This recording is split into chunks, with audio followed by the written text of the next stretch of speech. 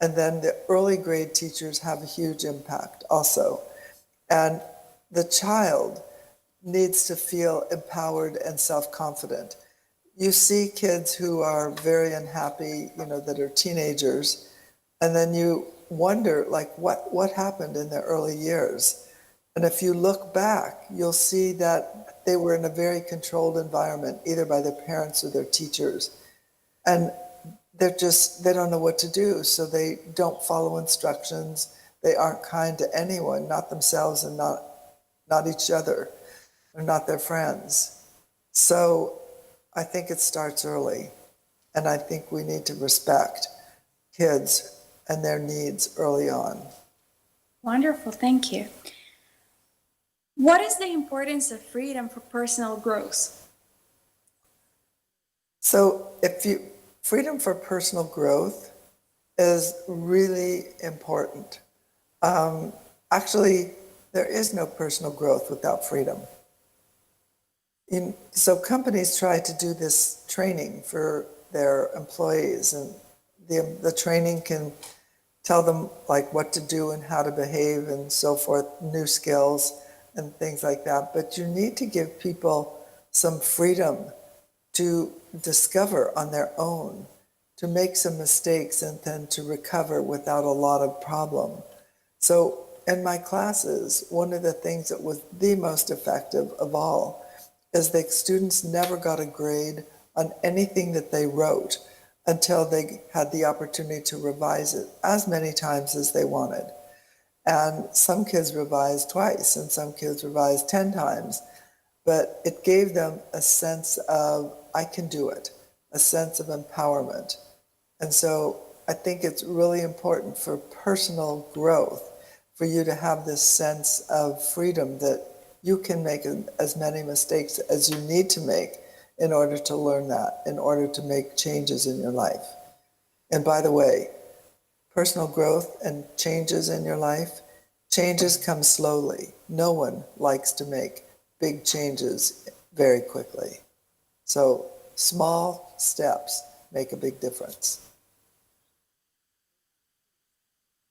All right. The next one, why do you emphasize the importance of freedom for personality development? Well, just think about little children. Their personality is formed by the experiences that they have when they're small children. And, you get a child, I've been a teacher in elementary school also, you get a child into that for the first few grades, and you wonder to yourself, what was it that made them, be so very shy, or what made them be really outgoing and self-confident. And so you ask yourself as a teacher, what can I do to help that child believe in themselves? And my answer to that is giving them more opportunities to do things independently so that they then believe in themselves. If you're dependent on your parents for success, if you're dependent on your teacher for success, it's a real problem for everybody. It's a problem for the person, it's a problem for the group you're working with. We all need to feel like we are capable of making a difference independently without being so dependent on whoever it is that is bringing us up or whoever it is that's teaching us.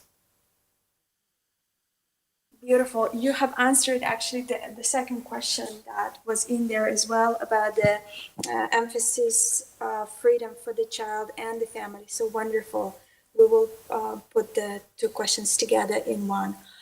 The next one then, how can parents feel free and raise a free and successful son and daughter? Well, so parents also are subject to, they're subject to pressure. When you become a parent, of course you look around and you're like, oh, what is the child next door doing? Or what is, the cousin doing? Or you're subject to a lot of pressures. And parents start to ask questions. So, is your child toilet trained yet? Or how old were they when they took their first step? Or when they, started to eat by themselves? So this pressure the parents actually put on themselves, they need to stop putting it on themselves, because every child develops at a different rate. That doesn't mean that they're behind the other kids or that they have a problem. It's just that everyone develops at a different rate, just like plants in your garden. They all grow at a different rate. And, you don't get angry at the plant. So it's really important for parents to believe and trust in themselves as well, and that their child will be okay. So sometimes there are problems, sometimes there are language development problems and you need help. And so you can reach out to, clinics or the government, or there are like speech problems, and so your kids can get help. And those are things that are important to recognize early so you can get the help in time. But overall, parents should, you are going to do the right thing if you treat your child with what I talk about in my book. I have this acronym, TRIC: trust, respect, independence, collaboration, and kindness. So the idea really is to treat yourself and your child with trust and respect, and give yourself some independence. Collaborate, don't dictate, and treat them and yourself with kindness. Great, wonderful. How to measure child's success?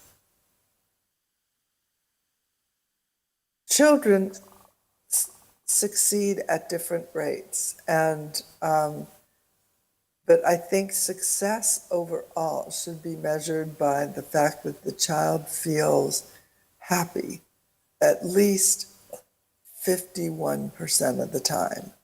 No one can be happy all the time, but happy means that, you want to try new things, that you're smiling, that you have some friends, that you have some activities that you like.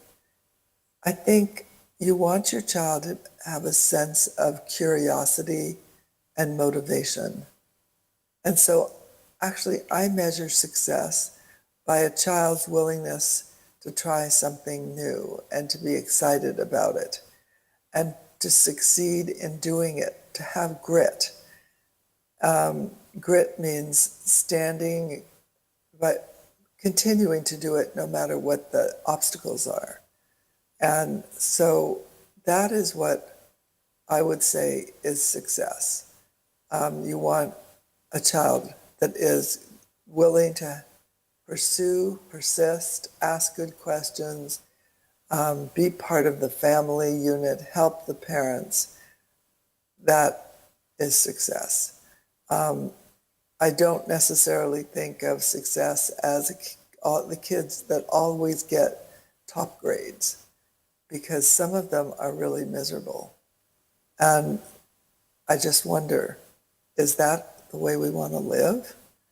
Is that success? So I question that. Thank you.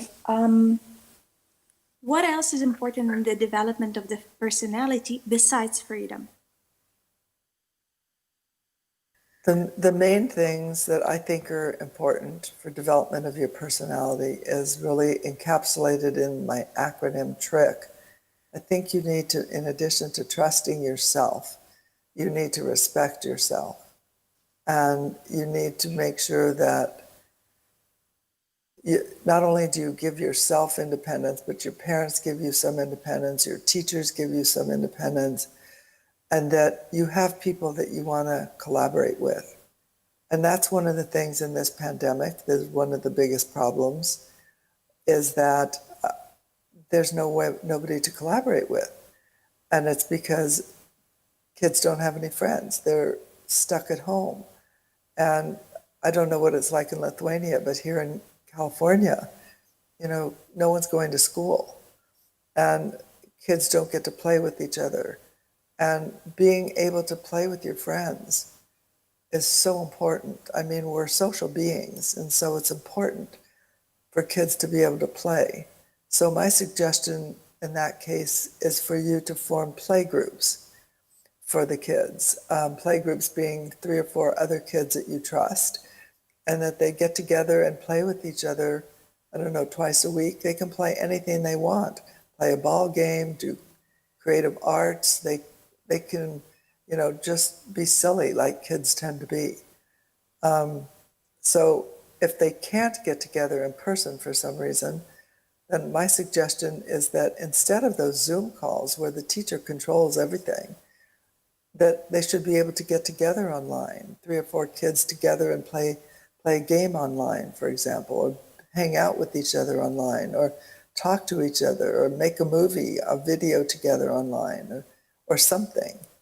Actually, I have this new company. It's called Tract, T-R-A-C-T, tract.app. And what I like about it especially is that it's kids that are creating learning opportunities for other kids. And it's collaborative. And so kids really like it because it's kids creating things for kids to do and kids working with each other. And it's a response in part to the pandemic, because I don't know how long it's going to last, but here in the US, as everybody knows, things are not good. In other countries, fortunately, things are much better. But so I'm planning for a long pandemic, probably till next year, or even after the pandemic. This is an opportunity for kids to interact and to play with each other. And I think that works really effectively. So I recommend checking out tract.app. All right. Some of the questions in a way repeat, so I don't know. I'm going to ask you the next one. If you want, you tell me that you want to skip it. What criteria determine the success of personality development? I think I already answered that, but I mean, I can just say briefly, if you look at my acronym, TRIC, I think that really helps understand what personality development is. If you trust your child and they're able to do things independently, you've succeeded. I mean, we have a nation here in the US where it's called the helicopter parenting. I don't know if you have it in Lithuania, but it's like parents that do everything for their kids. And we have teenagers, 16, 17, 18-year-olds who feel incapable of doing a lot of things on their own. So the University of California at Berkeley actually started a course called Adulting. And what it meant was it was a course where you empowered the teenager, they were usually 18 years old, to learn how to do things like do your own laundry, cook yourself some food, take care of your finances, arrange for yourself to get someplace and get back. I mean, and this was a popular class. Of course, today we don't have it because of the pandemic, but, at some point they're going to continue it. So that's one of the most important things. Follow my acronym. It works. All right. Wonderful. Then we move on to the next one. What personality traits determine success in life and career? The number one personality trait that determines success in life and in your career, the number one is your reaction to failure, your ability to persist and have grit. Because life is always full of unexpected things, just like now. And with the pandemic, and the way that you react to life is the only thing that you can control. You cannot control life, but you can control your reaction to life. And so having the ability to think and to respect yourself and to control how you react to some of the negative things is the key. Because, as I said, a lot of things happen that you wish didn't happen. And how do you move on in spite of those negative things? And how do you maintain a positive attitude? That's really important. And that's what everybody should be focused on, especially teachers in early grades, middle grades, giving kids the opportunity to have grit and persist and succeed in mastering whatever it was that you're trying to teach them. Thank you. How to develop an advanced personality that pursues its goals? Well, the easiest way to develop an advanced personality to pursue your goals and have grit is to have good parents that value that. But you can't control who you were born to, and you can't control your parents, and you can't control a lot of things in your life. So you just need to believe in yourself. I mean, I just take a look at Steve Jobs, for example, who was somebody that I knew well. And, you know, when he first came up with this idea for the iPhone, you know, he wasn't even employed by anyone. He wasn't even at Apple. He had been fired. But, you know, he still persisted. And he started another company. And of course, eventually he was rehired by Apple. And so, I mean, you need to be able to persist.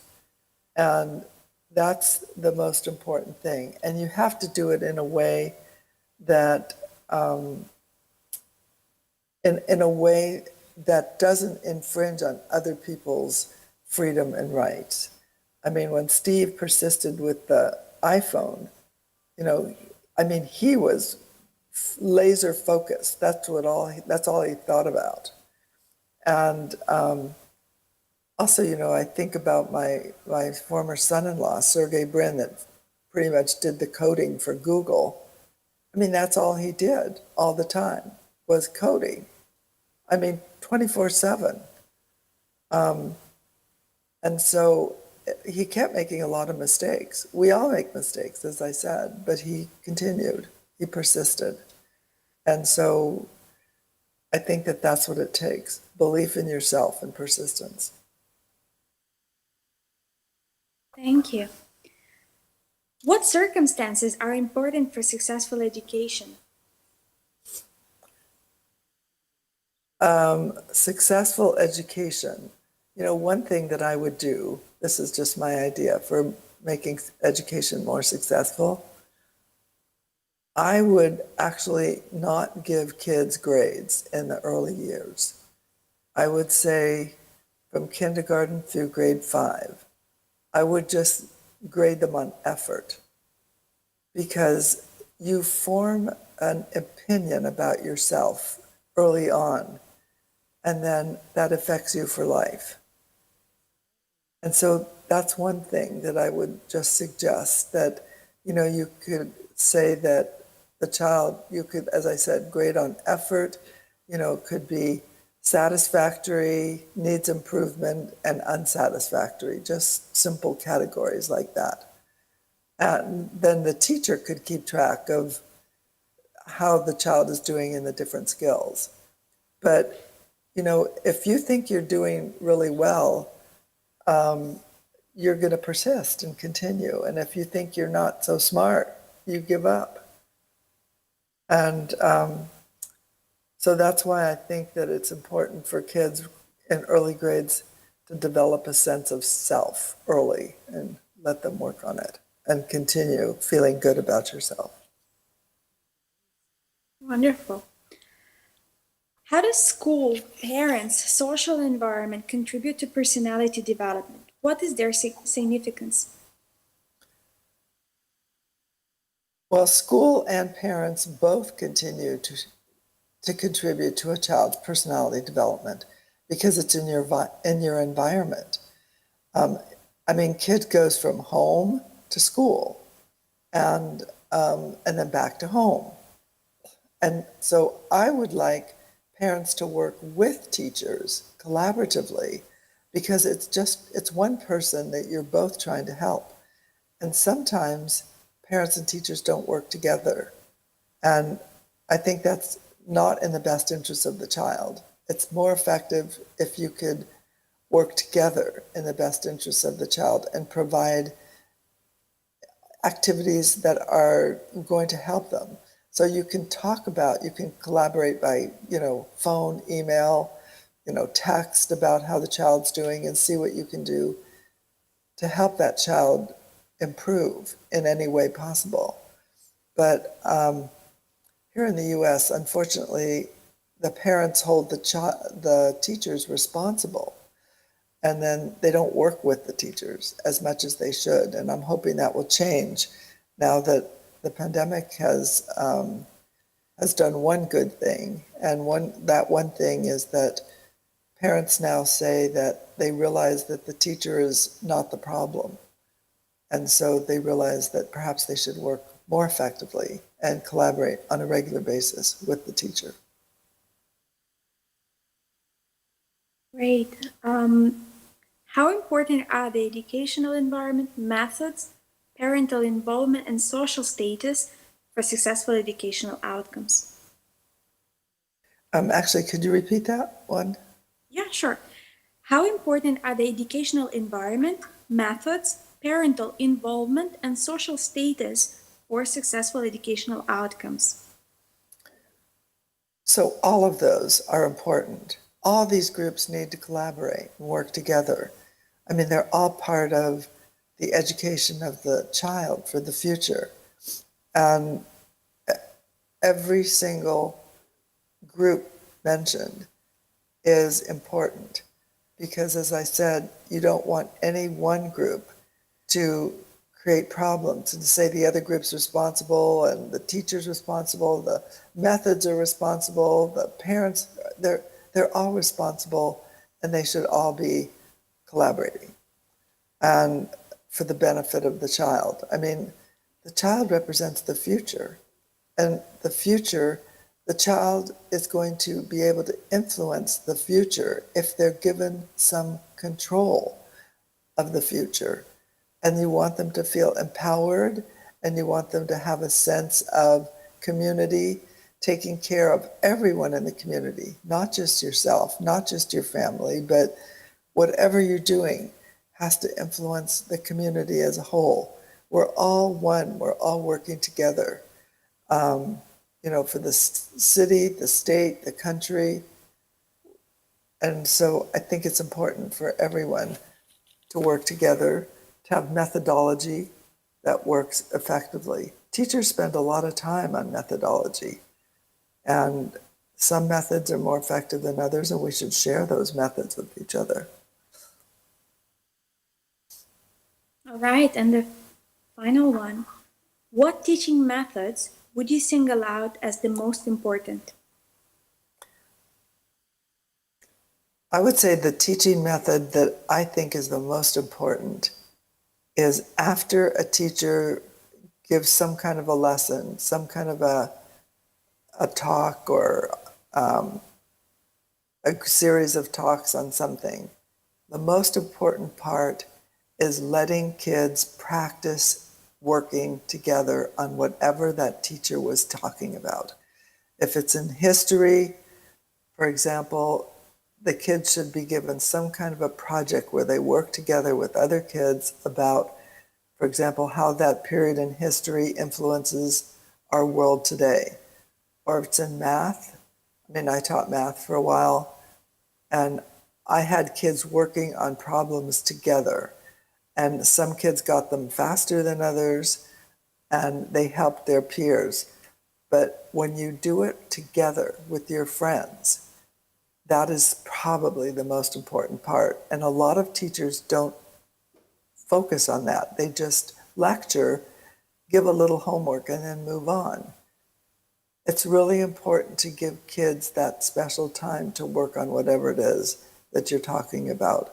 So out of an hour lecture, for example, I would say that perhaps you should cut it back to 30 minutes and have 30 minutes of opportunity for kids to talk to each other All the education research worldwide shows that all the learning takes place outside the classroom, outside. So my theory has always been, let's bring the outside into the classroom. And the outside is always peer-to-peer interaction. So that's what my students do, and it's been incredibly effective for all those 40 years I've been teaching. And I'm still teaching, by the way, but not the same group, different group. Well, great. We've been through all the questions. I don't know. Do you feel like having some short closing word or? Sure. I'll do some short closing word.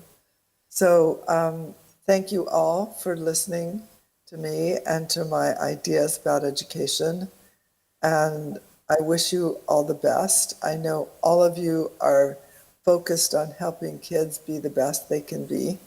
And I think collaboration with all the different groups is the key. So thank you again. And I hope to be in Lithuania next year.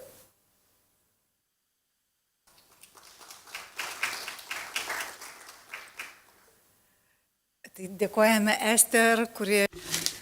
you to Esther, who was speaking to us from California. When I was looking at Mr. Vladas Lašas, the prominent entrepreneur in Lithuania, sitting here in our conference room, I'm going to invite Mr. Lašas here to the stage a bit later. Even though Esther looked at the most important principles of personality development, I think she emphasized what we all thought of, a comprehensive approach to a development of the personality rather than giving the grades. Esther's books have been translated into many languages, including the Lithuanian. It's titled How to Raise People Who Are Successful. She has issued a number of other books, and I hope that next time when she comes to Lithuania, we will have a direct interaction with her. Now I have the pleasure to invite two members of Lithuanian Parliament. First of all, Mr. Gintaras Steponavičius.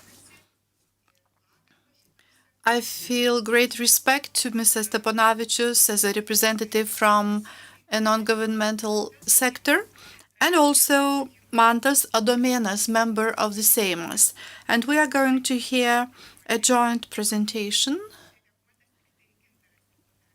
Okay, Mr. Steponavičius is delegated for both of them, but the presentation is on the private education impact on the overall education system in Lithuania.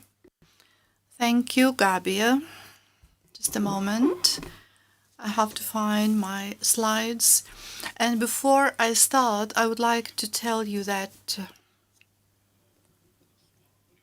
both Mantas Adomėnas and me were supposed to speak here together, but unfortunately he is rather busy now, so he will join us later after lunch when we have the last part of our today's discussion here.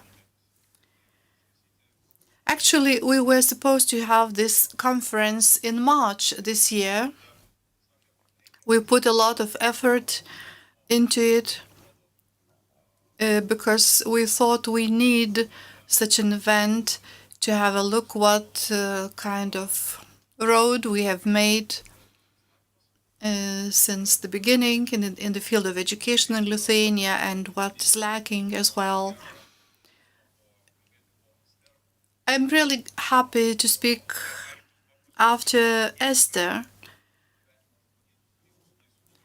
who was so skilled at reminding us of the most essential things.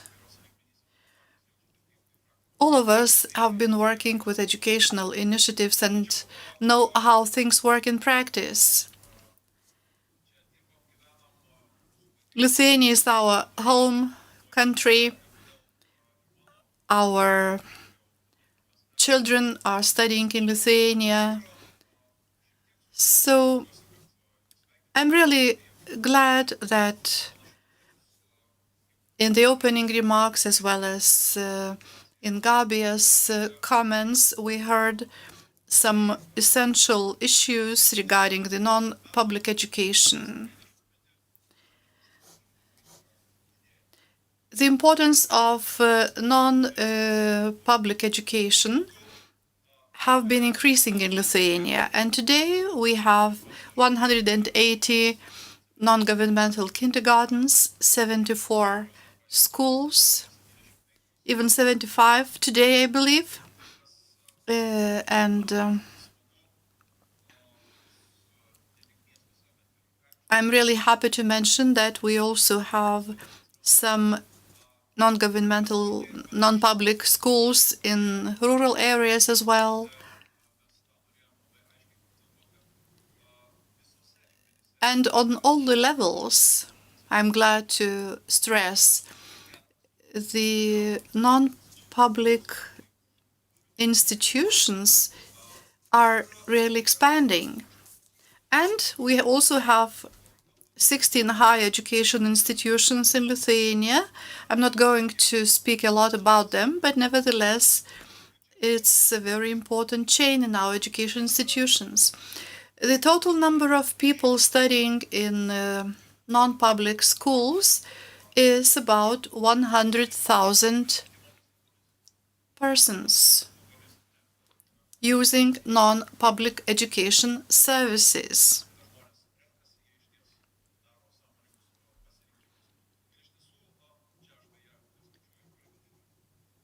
Of course, I'm not speaking about supplementary training.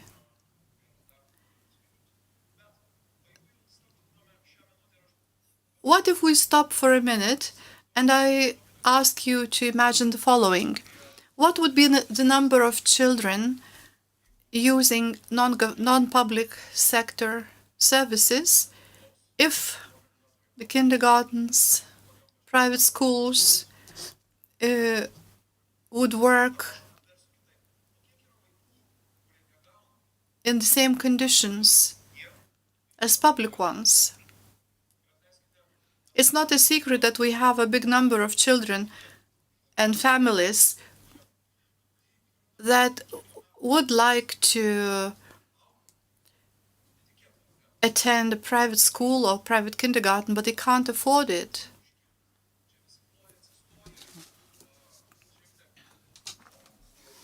If we look at the inspiration in public schools, the most interesting projects that are born in the public sector, we can't deny it, of course, but when we speak about non-public education institutions, we often forget some other steps to make. We have the sun shining in the same manner to everyone.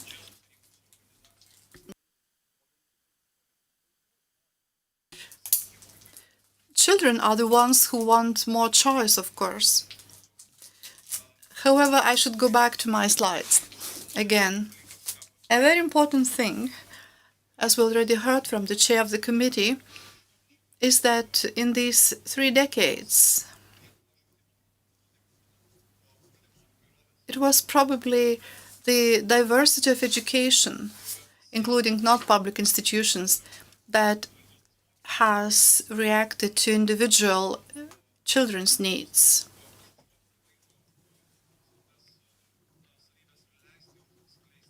It goes without saying that it's really extremely important to learn what needs our children have, and non-public institutions are really very good at that. Non-public institutions are also the ones that develop specific methodologies that enrich the overall education system in Lithuania. I was glad to hear from the Vice Minister Jolanta Urbanovic, who mentioned that the flexibility of non-public institutions is something that the state and the public sector is successfully using, rather than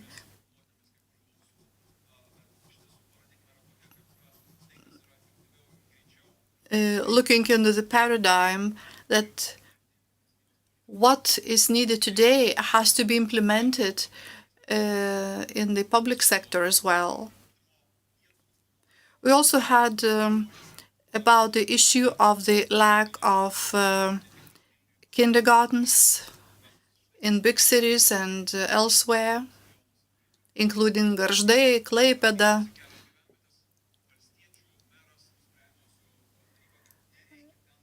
And we read about cases when the mayor refuses the idea to establish a kindergarten. Instead, they are buying services from other institutions. I could mention Ukmergė, Kaunas as well. But the other field that wasn't mentioned is how the clubs approached children staying at home.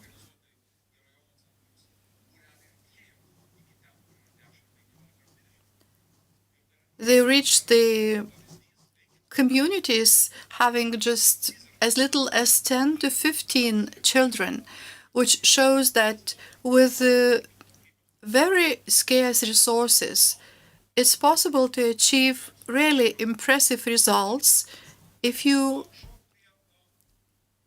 stick to your initiative. Now I will shift to the decisions that had a very big impact on the development of non-public education.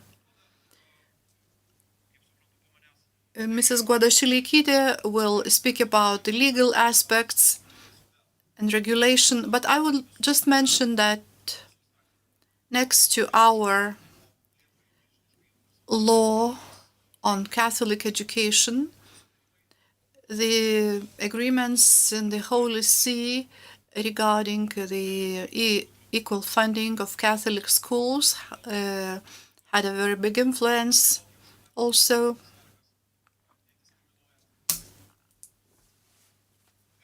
And we could also speak about an impetus of the principle that money follows the children, which is also the case in many European countries today. And I'm really glad that we have followed that as well. In terms of diversity, I heard it from different types of schools. The impetus was a result of the encouragement that they received from various levels. The facilitation of the norms of hygiene also gave an impetus, particularly in the case of preschool education institutions. And the correct approach of municipalities in some cases, the reduction of a fee, the burden on parents, also played a very positive role.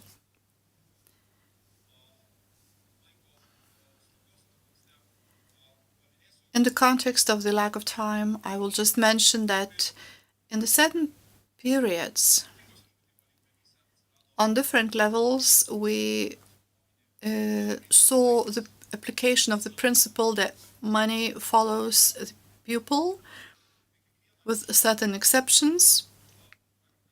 I will just like to focus on each of these levels briefly, what the situation looks like today.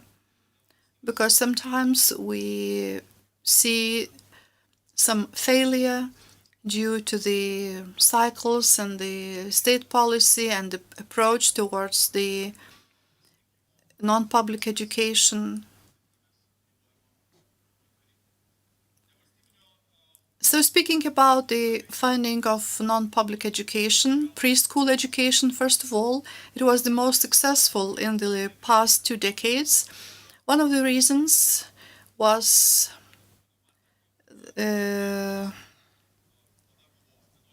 that back in 2011, we saw the introduction of the pupils' basket, particularly in preschool education. And in this case, it is only 20 hours per week that the government is financing. The second reason was the facilitation of the norms of hygiene when several dozens of kindergartens decided to legalize the activities, the ones who had been in the gray zone before, including very successful and unique kindergartens, especially in small towns and rural areas, based on parents' initiative, which is really appreciative. Maybe you can't see the figures clearly on the slide, but here we can see that the number of children in preschool education jumped very considerably and reached more than 6,000. And I'm really happy that these figures do not relate to big cities only. What we also see in this table is the number of children with special needs,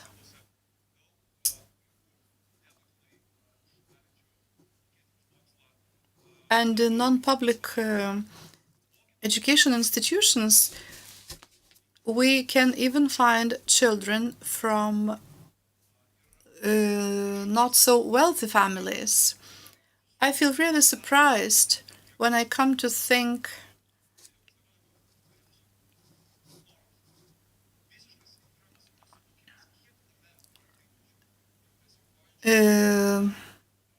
that so many successful education specialists are being ignored in terms of their ideas and initiatives today. Starting from 2002, the pupils' basket was introduced in public education institutions. And now, as you all know, starting from 2019, we have had a shift to the class basket, at the same time maintaining some elements of pupils' basket. We can discuss a lot what shortcomings the system has. However, you who have been working in the field know how many initiatives we have had in the Parliament. In each term of office, we have had initiatives to reform the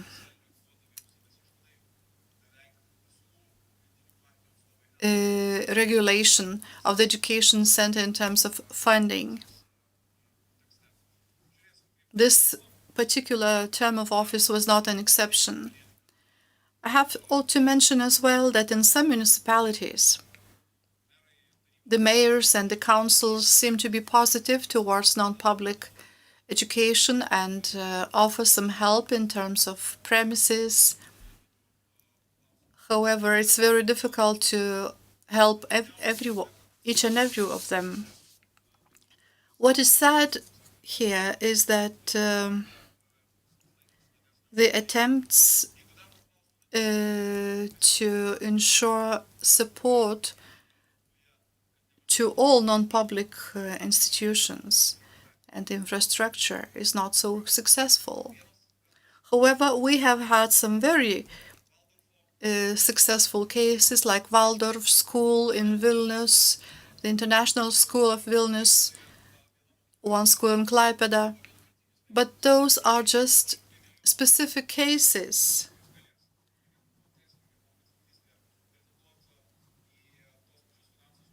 What about the next coming sector? It will be very interesting to see how our nice words turn into practical steps, proving that non-public sector can have a level playing field compared to the public sector institutions. I'm just looking at non-formal education, and I would like to mention a few things here, because in these turbulent times and starting from 2015, I am happy that after the pilot project in 2012-2013 in 4 municipalities, this model was justified and the decision was taken to apply this model all over Lithuania. And we have really had very successful examples and good results in most remote areas.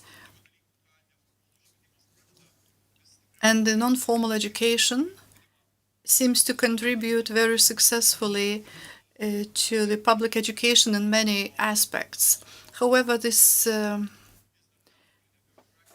funding situation and access bureaucracy still remains a hindrance in some municipalities. In other words,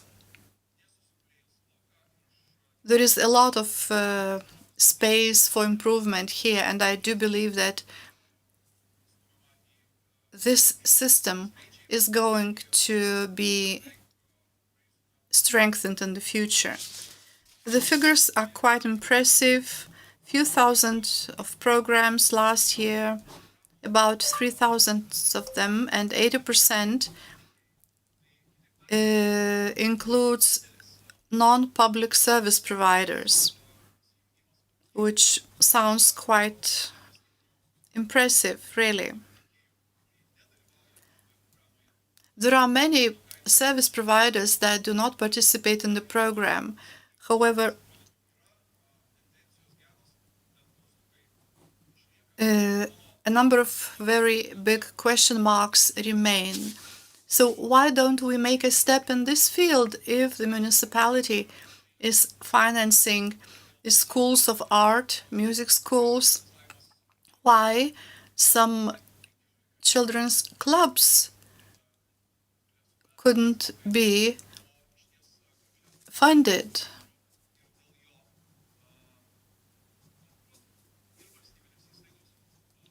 So that this might lead to the competition between public and non-public service providers.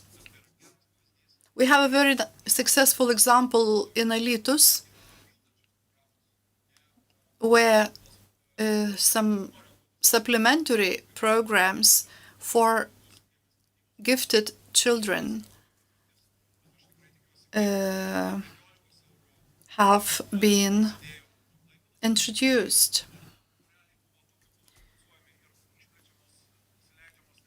Everything started from Klaipėda, the sports education. I also mentioned Ukmergė, a kindergarten that receives environmental fee because the municipality is interested in encouraging this special kindergarten.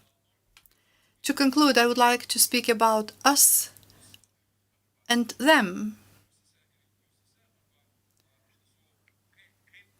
or what we should do to avoid this division. Today we have the situation when public and non-public education function as two different systems. Sometimes they are merging, but most often they are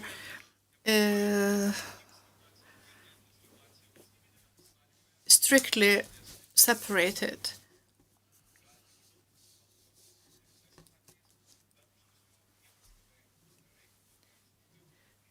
The parents who are very much interested, who have resources, are often giving priority to non-public education. And the need for private education is going to increase in the future because this is the situation all over the world, and Lithuania is not an example. As I mentioned before, non-public education is not accessible to many children from less well-to-do families, whereas in many other European countries, families can freely choose, compared to Lithuania, where we are segregating our children, which is a really very negative thing. We are just not letting our children and families to choose. I can mention very many examples in Vilnius and elsewhere, and I think the situation that we are in today is not fair. Lithuanian society has changed recently, and if we look at this cake on the slide, in 2012 we had a study when secondary school graduates were asked whether the state should support young people trying to enter higher schools. 89% of graduates said yes, the state should support. It is mainly because children and young people are interested in high quality education. I think political decisions in Lithuania today are really falling behind. And I do believe that in the future, in the near future, we will have a breakthrough when we will reject the division between public and non-public education. We will view it as the one unified system without thinking which is good, which is worse, and just have a unified approach to education. I very much hope that the newly elected members of the Seimas will not ignore the needs of Lithuanian families, and even though we have achieved some very important results in this term of office, I know that a lot is still waiting for us to be implemented. Gintaras Steponavičius, thank you very much indeed for such an informative and encouraging presentation. As representative of non-public education, I was listening to your presentation with my heart. I was very happy to hear from a politician on a non-public education and non-public institutions. The more so since for 3 decades now we live in a free economic market, and the business had been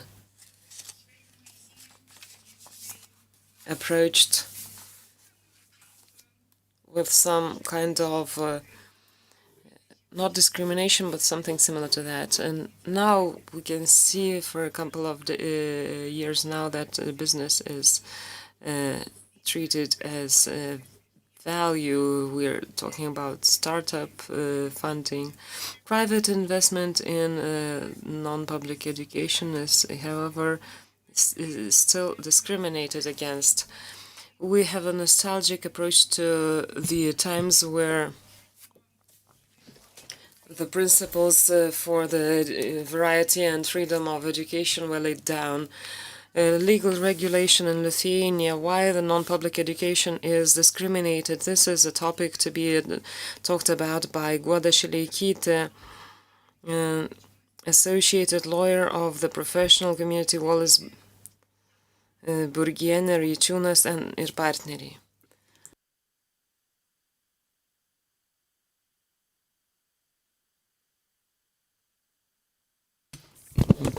Thank you very much for your invitation and for initiative to organize this conference, because it's of key importance to talk on this subject. I've heard a lot of initiatives and ideas to promote IT and a modern approach to education. My talk on legal regulation in Lithuania and the reasons for discrimination against non-public education. I will speak about discriminatory aspects, but first of all, I will talk about the law and how it lays down the objectives for education. The objectives of the education is to help persons to improve their skills and to create the society and future that helps people to form their lives on moral grounds. Education transfers values to make sure that state is safe, and we see the important, crucial role of education.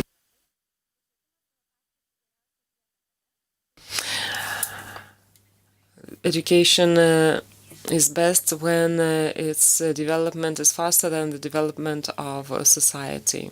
So educators have to be 10 steps ahead and foresee the modernization of education future. As for non-public education, it covers the key areas of pre-school education, which is part of social policy as well as education, because thanks to preschool education, parents can come back to the labor market.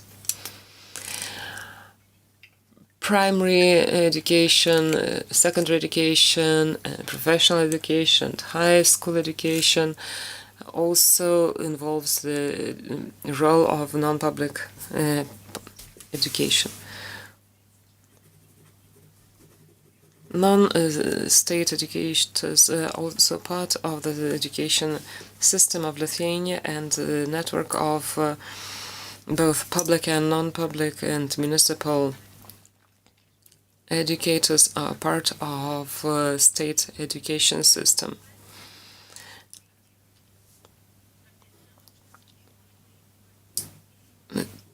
Free teachers and professional educators are also part of this same structure. They address the same goals: to establish creative potential and to help upskill the persons to find a place in the labor market, and to promote IT in a modernizing society, and to create the conditions for growth and curiosity.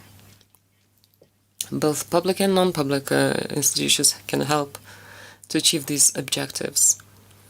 What are the principles under the law? They are equal opportunities. All children and parents have to have access to primary qualification and general education. Education cannot go as a single thing. It can meet the needs of society and should be effective and longitudinal. Good quality results have to be ensured, and good management is also crucial.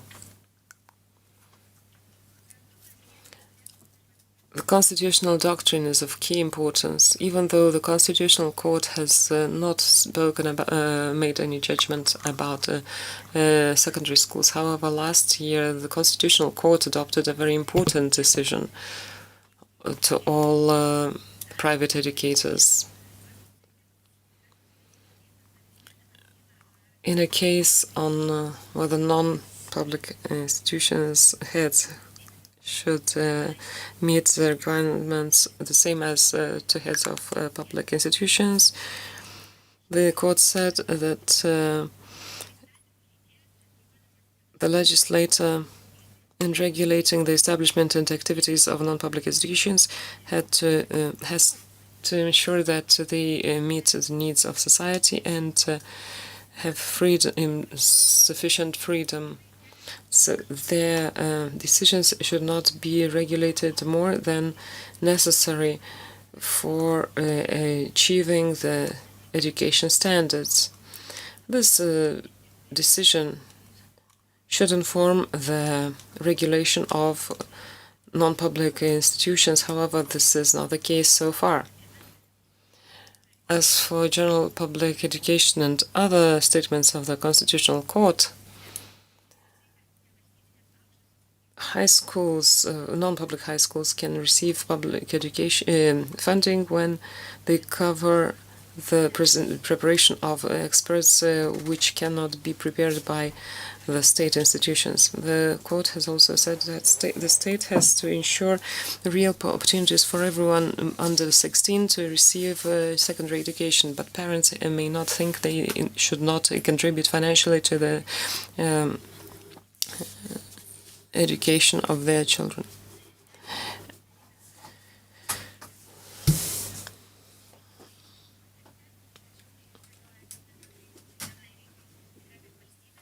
The state may not regulate in a way so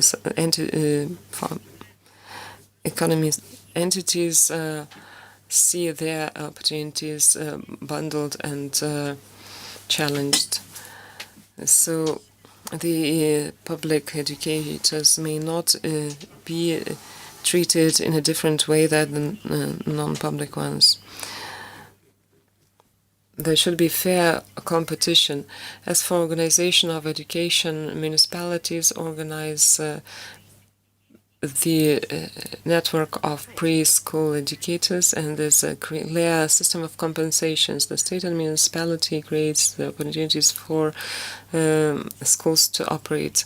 Even though private schools are increasing in number, we still speak about non-public educators.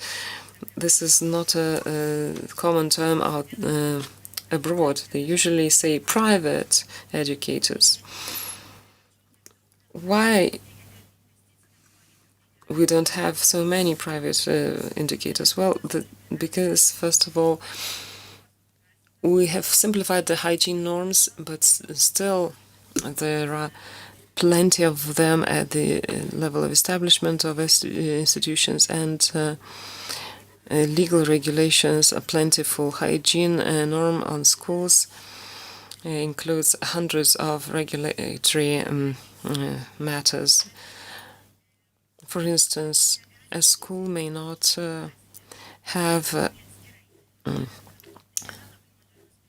opportunities for children to leave their upper clothes in a classroom.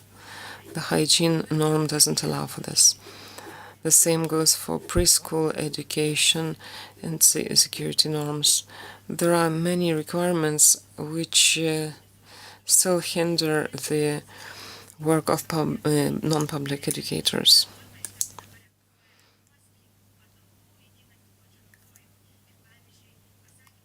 There are very minute matters that are still regulated.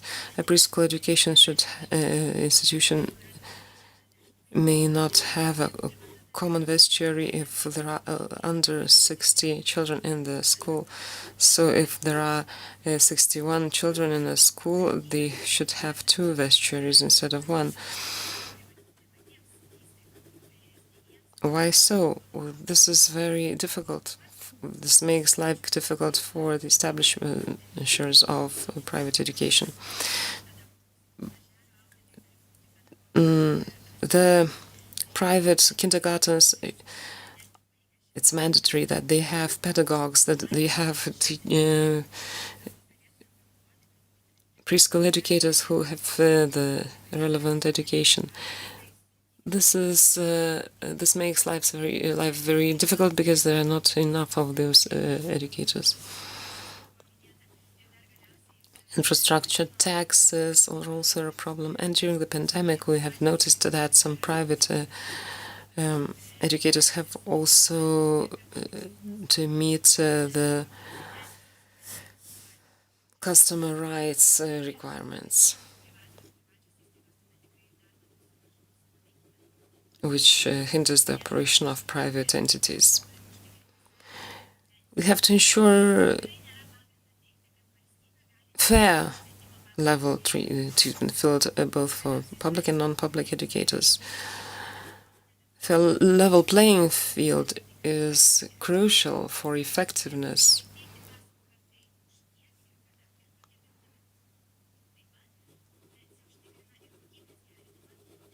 A level playing field also ensures better competition, and competition ensures better provision of services. As the world becomes more and more modern, a state should move from provision of service to buyer of service, and buying services from non-public educators would be a better approach rather than monopoly of state-owned educators. The pupils' basket should be dependent on the school children and parents, not to schools. The state doesn't take up financial and other obligations, but the non-public educators still provide their services. What are the discriminatory practices we can see? As we mentioned, as for funding for development, funding is received both by public and non-public educators. However, we have the so-called class basket or pupils basket, which is a certain sum of money that follows the pupil. However, funding for economy comes from the municipality or from an establisher of the school. So non-public educators don't receive the funding for economic means, with the exception of Catholic schools, which receive funding based on another treaty. So this is unfair because non-public educators only receive funds for education, and they are to compete with state education, municipal and Catholic education, which is fully covered by the state funding.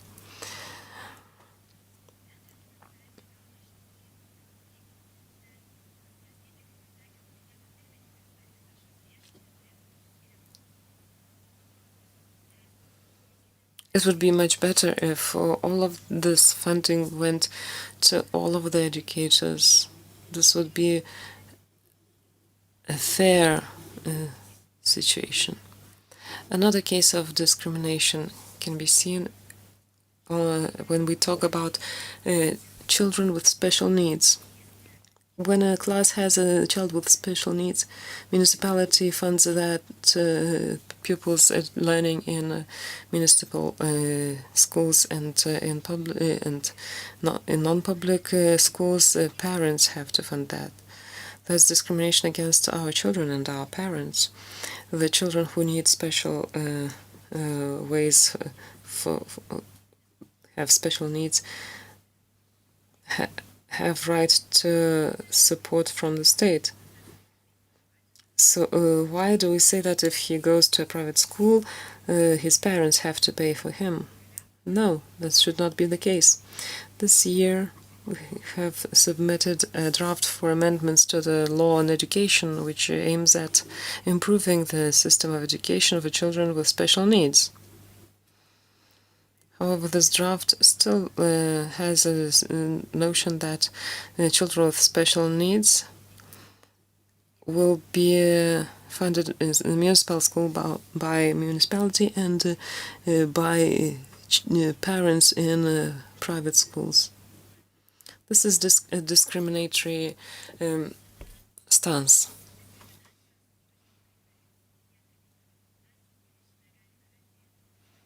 Funding also includes discriminatory measures. When we talk about funding from the EU, in 30 out of 35 measures, only one is also meant for non-public educators. The rest of the measures will help to fund the either municipal or state-owned educators.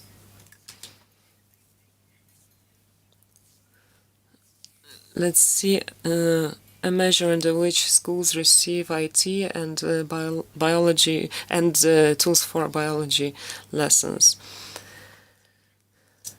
It modernized the practical environment for IT and biology learning. This program was very useful, and the Education Ministry created a separate program for that, but non-public educators could not participate in that. We're not allowed to.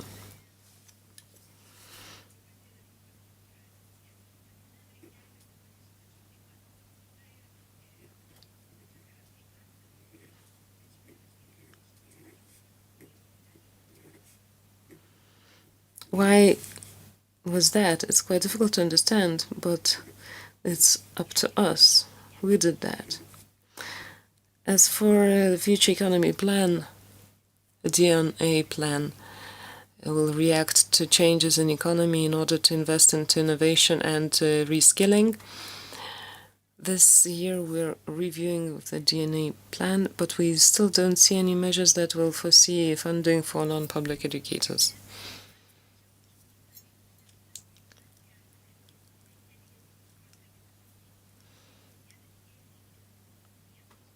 The large cities do compensate for children who go to private kindergartens. However, in Klaipėda, let's say, these compensations are adopted in either January or September. But if you start attending a kindergarten in summer, you will not receive a compensation worth 100 euros per month.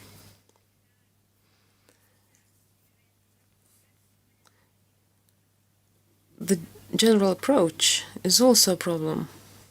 State educators and institutions that are responsible for control are not likely to cooperate with private schools. Private educators seem to be treated as very independent, and they should meet high standards because they take fees from parents. Their teachers don't always get accepted to public education courses for educators, and this is very sad, where funding for upskilling of teachers only goes to public school teachers, not to non-public ones. And guided tours for students from non-public educators are not always open for them in public institutions. Private educators meet the same needs as non-public educators.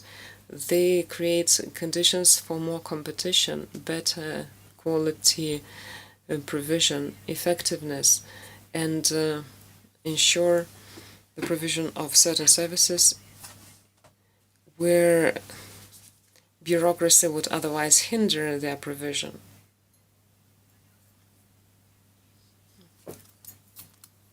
And it ensures investment into education not only from the state.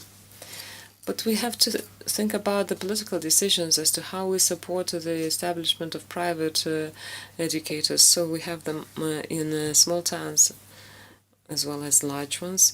And state education institutions and other state institutions should change their approach to non-public educators. They should understand that we're talking about children and their parents, not anything else. Thank you to Guoda. A very comprehensive presentation which raises the question, what is this public sector protectionism leads to, and what kind of benefit it gives. Nevertheless, we speak about progress and we are interested to move forward. And probably this is where our non-public education sector is one of the bigger catalysts of progress. Our last presentation before lunch is on what private education can and what it cannot provide in reforming our education system. Saulius Žukas, literature critic and publisher. The floor is yours.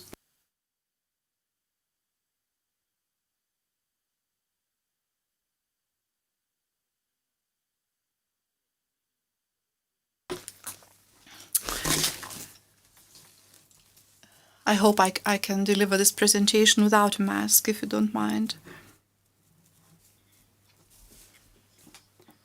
I'll probably repeat some of the points because I do like the pathos of this conference, starting from the welcome remarks.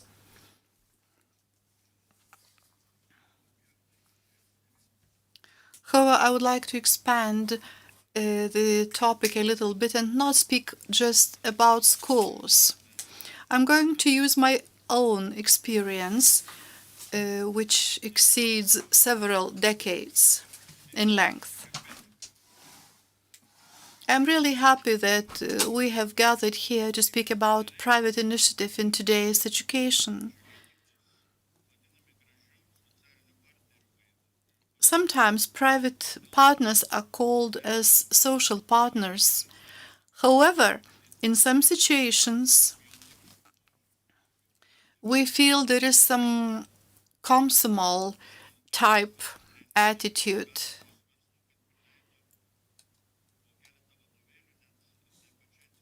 Maybe you remember about the situation less than a decade ago about blaming the private sector for new textbooks. What was happening in the digital environment of education?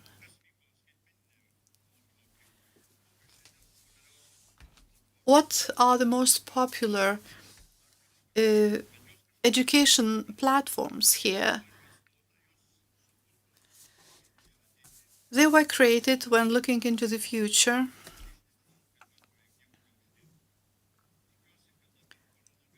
And I believe that their necessity has been realized very clearly now. And I believe that investments will also be directed to them as well. So, what is the status of the private education? I will start from schools, if you don't mind.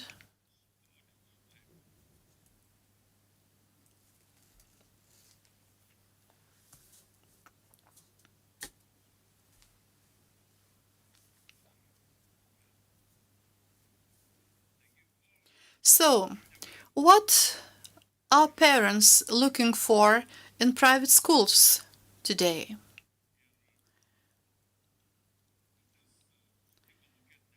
Sometimes they even agree to pay big fees for that. I will base my observations on the survey that was conducted in the US.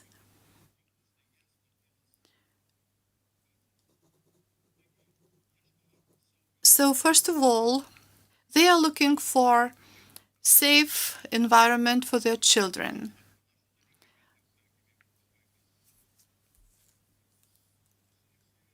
Let's say if your child has dyslexia or something like that, parents would naturally look for safe environment. They also look for schools that do not limit their activities to academic education, but also care about social and emotional development of children. They look for favorable environment for children who are more intellectually and emotionally mature, so that they could have a very good preparation for entering higher schools. Parents are also looking for environment that would help to form the child in the direction desired by parents and prepare him or her for further career. Parents want to invest in the life of their children. And we can say today that at least in bigger cities, private schools seem to be competing with each other.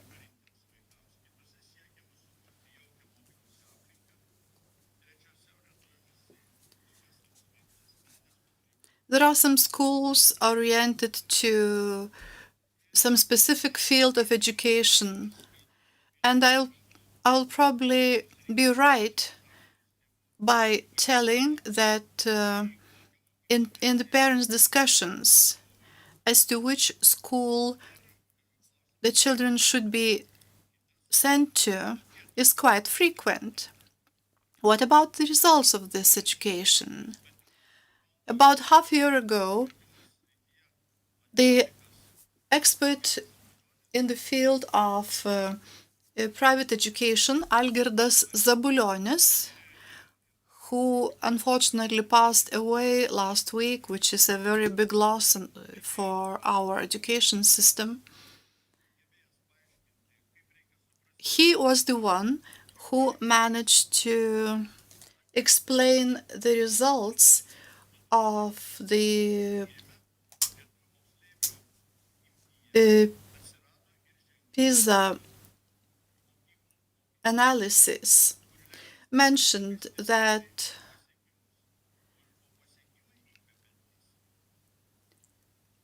the achievements of private schools are quite immense. They collected as many as 556 points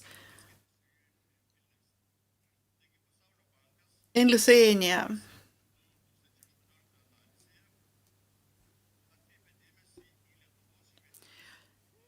We already heard about very huge gap in the education system of Lithuania.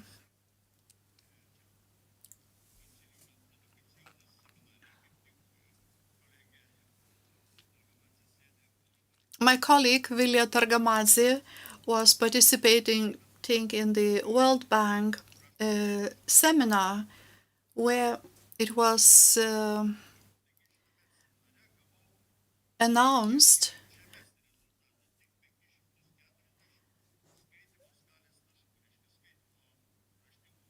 that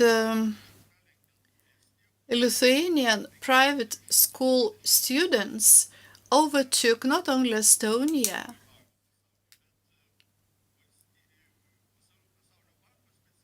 but also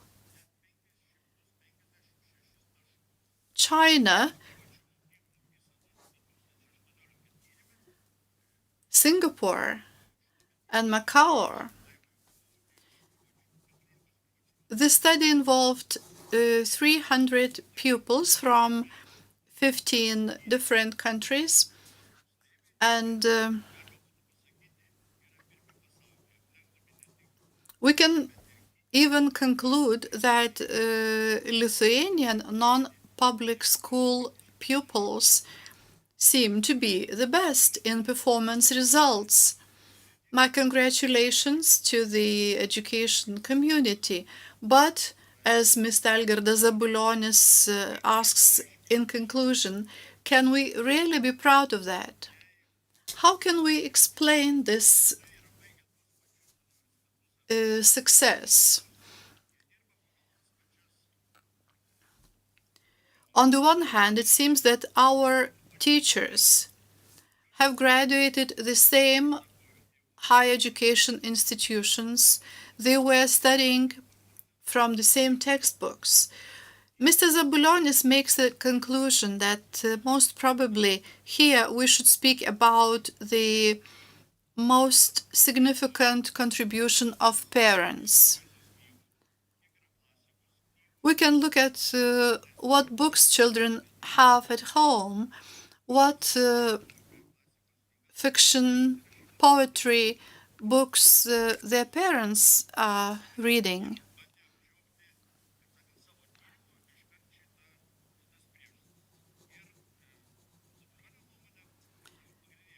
In the opinion of Zabulionis, the cultural context of parents and families seem to be a deciding factor.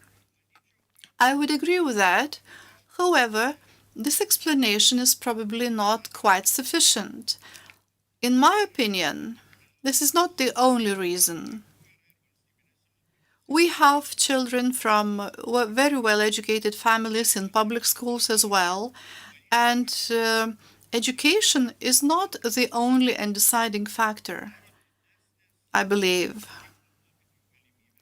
The wider possibilities of private school teachers, as well as higher salaries, the lesser burden of bureaucracy probably plays a very important role here.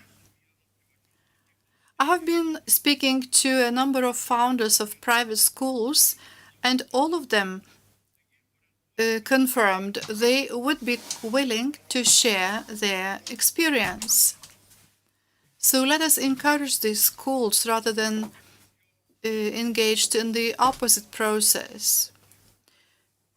The non-public schools seem to be quite successful while working with the most gifted pupils, testing the innovative teaching methods, and so on.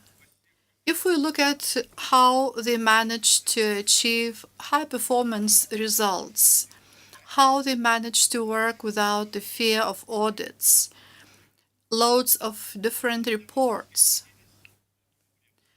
Another topic is the digital tools of learning, the ones that can be used for remote learning process as well, because the lack of the adequate learning tools is one of the key issues, particularly in the current period of time.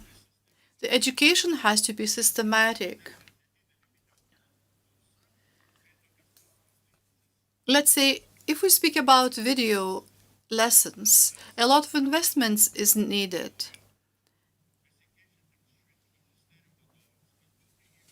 We have repeatedly heard about the license fee for linking to certain digital tools. If we look at the procurement of digital tools in the past 5 to 7 years, and if we compare the amount to the use of these tools, in many cases we see that the material and the tools are outdated. This is why there is a very big need to revise the teaching platforms.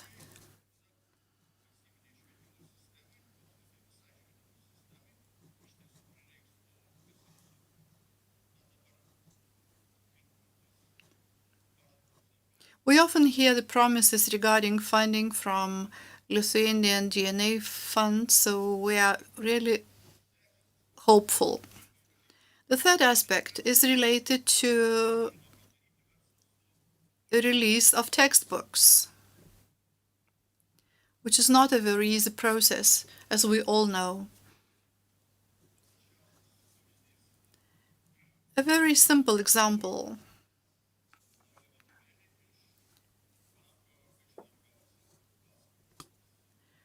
If you decide to publish a new textbook, you can hardly expect a loan from the bank, because nobody would consider you as a serious borrower. Our education system is able to plan. We can't deny it. The planning is quite sophisticated. However, the problem is that the plans are changing too frequently. For example, if we take life sciences, mathematics, every year in the end of August, the new programs are presented to teachers, and quite of a sudden we receive the news that the start of the schooling year is going to be earlier. I don't know what will all this lead to.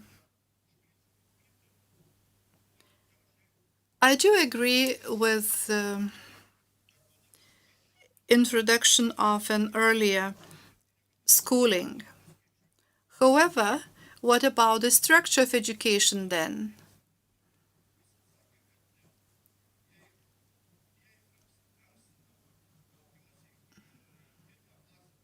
If our children will start school at 6, it is necessary to review the overall primary school program.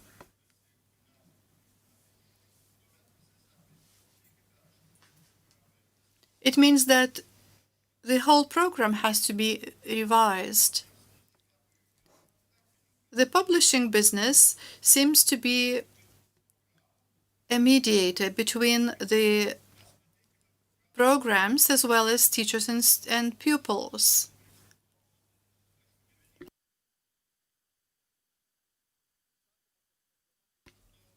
When we hear that the program is going to be revised at some point in the future, we are usually hiring new specialists, and then we see that the process is cancelled for several years again. This happened to us several times in the past decade.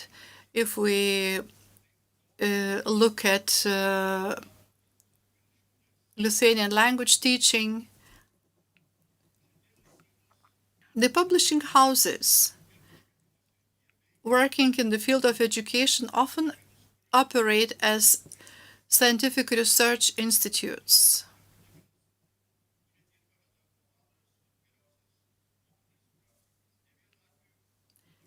In many cases, the co-authors of textbooks even look beyond the programs, teaching programs. Let's say when politicians declare that it's necessary to review the evaluation of pupils, it's necessary to change the programs as well. The study on literacy and reading include as many as 6 levels.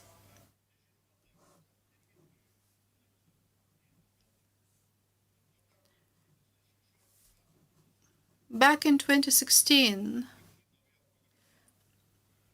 a new program was introduced, and based on this program, the pupils were not supposed to learn to analyze a text which they have never seen before.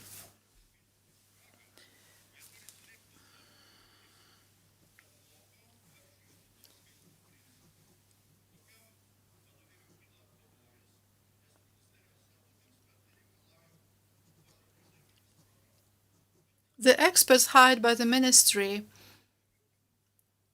seem to be interested in literally sticking to the program. And very often this confronts with the textbook. If you are introducing some novelty into the textbook, you are often taking the risk because the expert team may reject your ideas. This happened to, let's say, the textbook on history for grades 5 to 7th by Alfredas Bumblauskas and Mangirdas Bumblauskas, where the authors were asked to make the textbook as interesting as possible, attractive as possible to teenagers. However, it was announced, it was declared as not quite corresponding to the program of history teaching.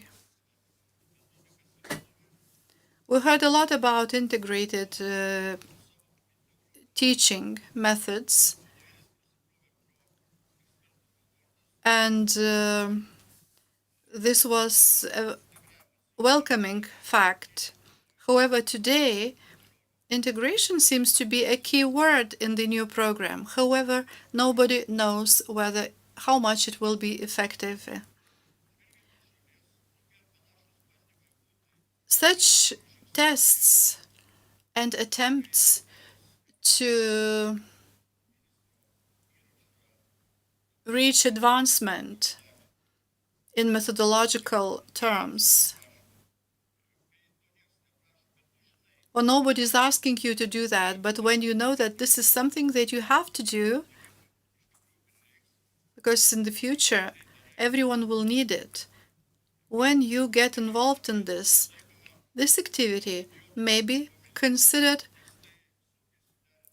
activity of an idiot because it's not usually in compliance with the logic.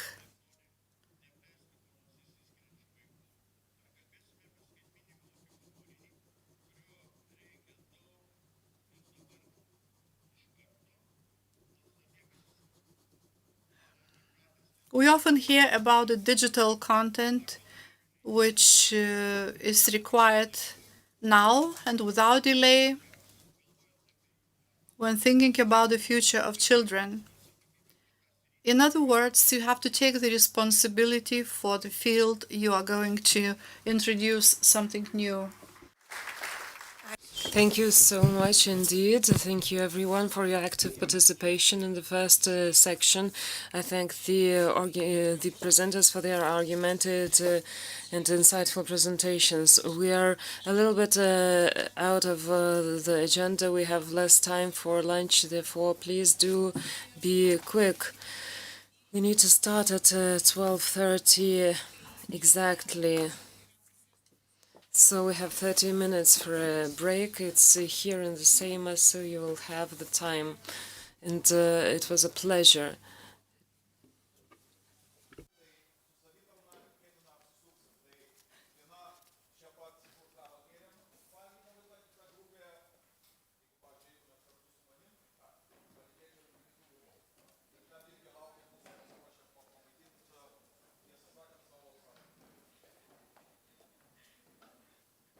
Tai iki kitos dalies 12:30.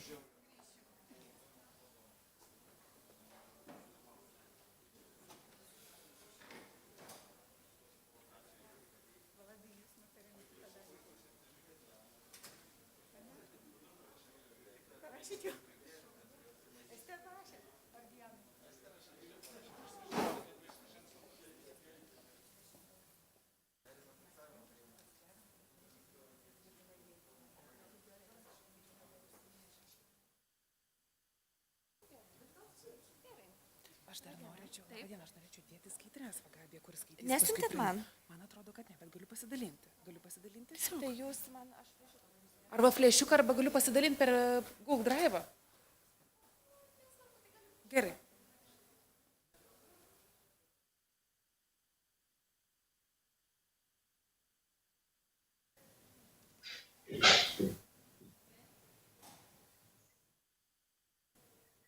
Hello?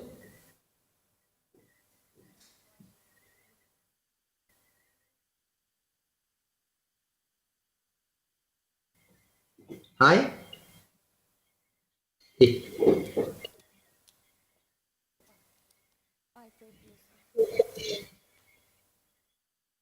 Hello? Hello. Hello, good afternoon. Can you hear us? Can you hear me? Very well. Okay.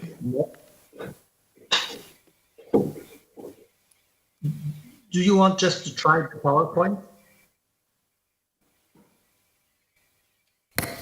Yes, we can try.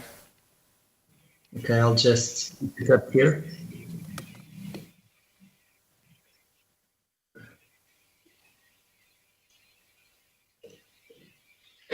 Can you see it? Yes, we can see it. Okay, great. Okay, perfect. Okay. So this is ready. When will I go on? It's about 12:30.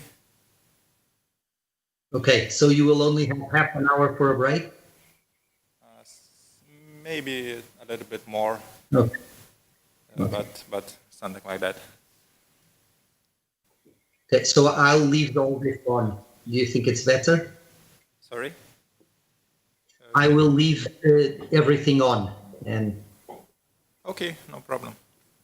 okay, I am just getting some feedback when I speak.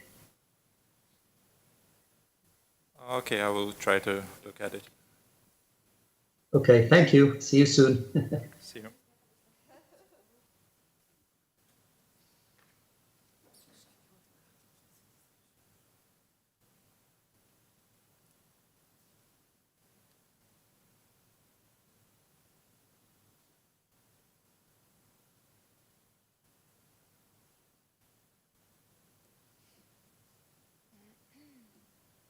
Neini pietauti?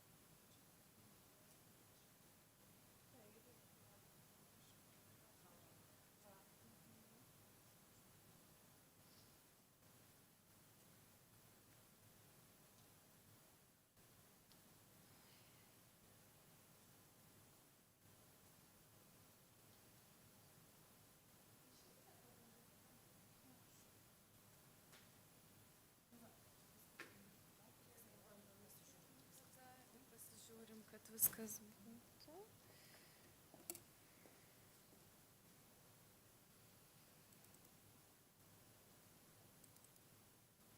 Kuris dabar yra? Šitas pirmas taip? Žiūrėkit, aš iškeliu dabar jums. Pavadinkim dar SMK Gabija Skučaitė. Pavadinkim jau, kad tiesiog, žinai, kaip bus, kai žmogus paims kitą. Kaip jūs sakėt, Gabija? Gabija Skučaitė parašykim. Ir bus aišku. Taip. Viskas taip? Nu, pabandom atidaryti. Būna, visko būna. Viskas gerai. Veikia. Jo. Tai va, Eligijau, įleisi per Teamsą.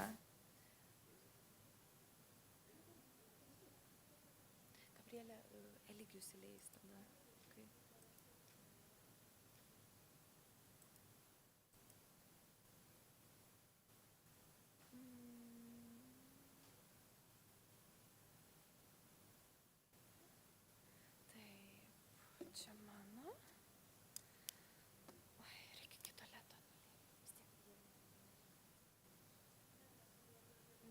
tikrai ne, tai čia reikės.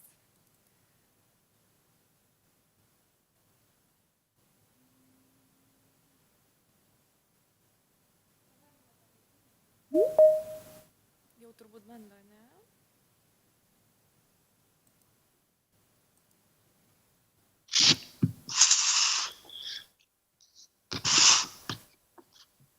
Ai, čia nematau.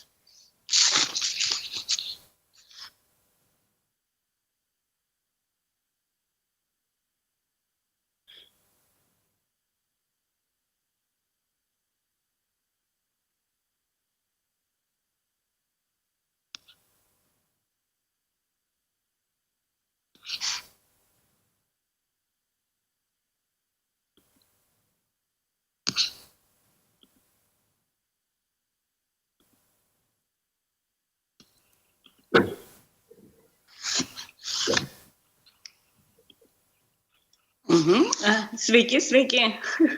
Ar girdit mane? Girdim, girdim. Tai puikiai, puikiai. Galėtų skaidrės. Aš tai aišku ausines, nes garsas, man atrodo, nelabai geras.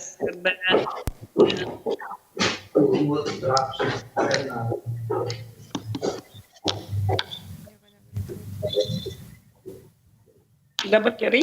Viskas gerai?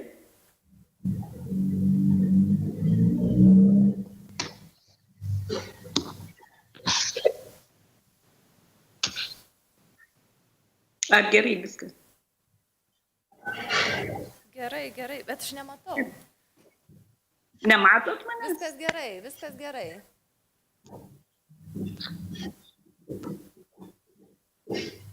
Kaip jūs, ar girdit mus?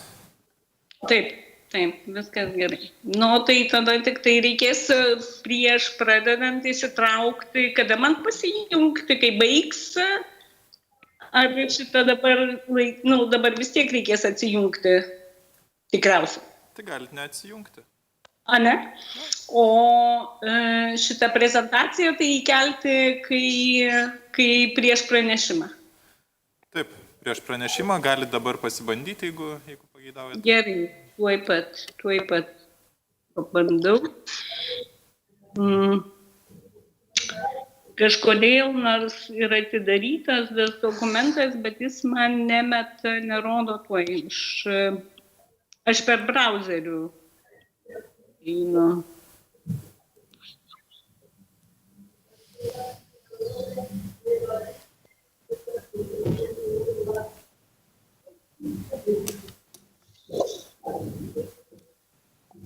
O kas čia?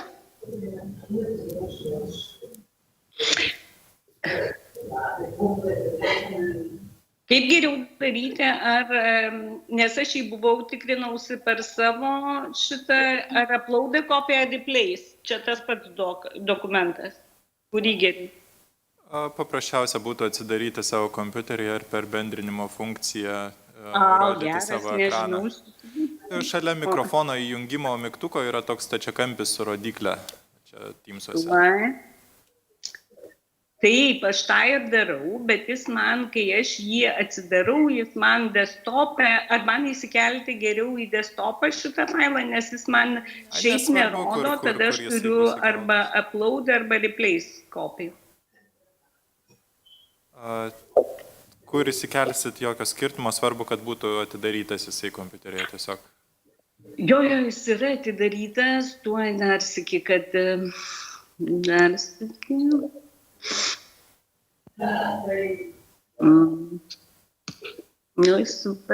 Jis man nerodo ir nemeta.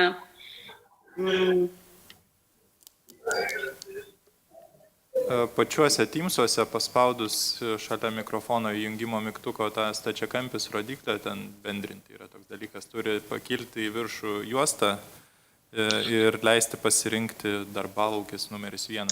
Gerai, pačiuose Teamsuose, tai čia ne prie prisijungimo, o Teamsuose prie failų. Ten, kur mūsų vaizdas matosi, iš salės vaizdas, kur matosi programos nuotolinio bendravimo. Taip, aš esu šitam ir bet tada, kai paspaudžiu tą rodiklę žemyn, kad su share šalia lyba, ne?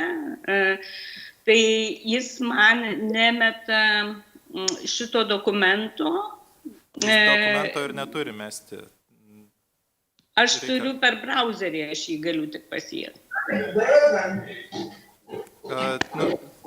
Pažingsniui padarykim. Tiesiog nueikit į pradinį langą, kur matytumėt mūsų vaizdą iš salės.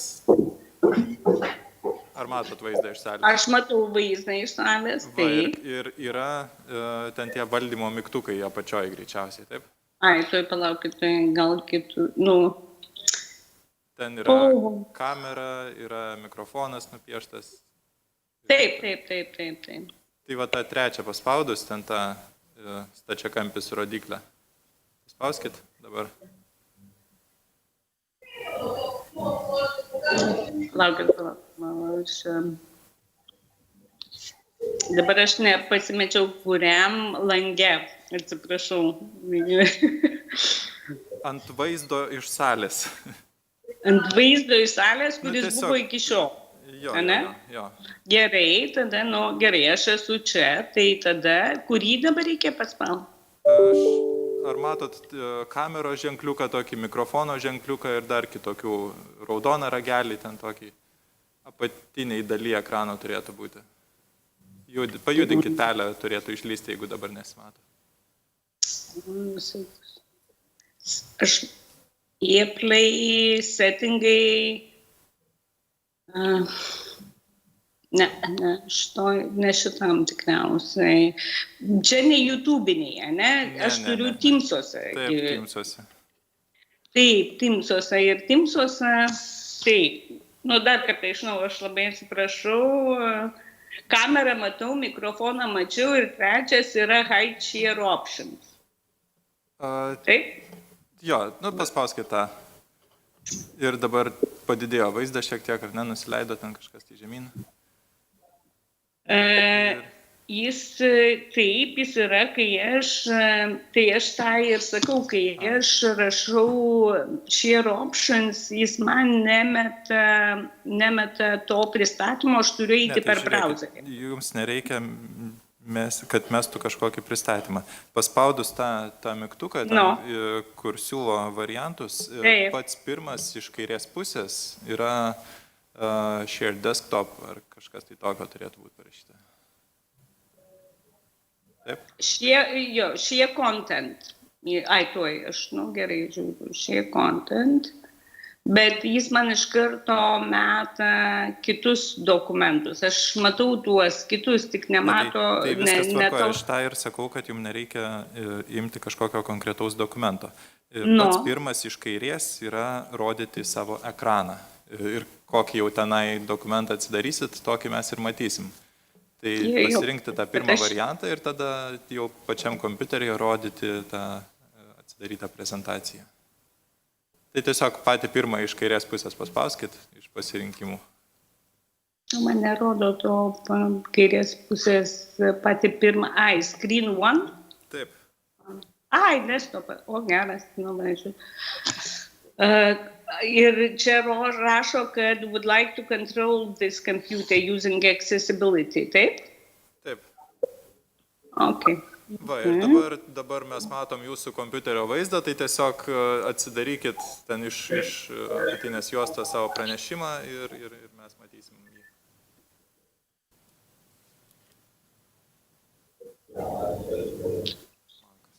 Taip, tuoj dabar.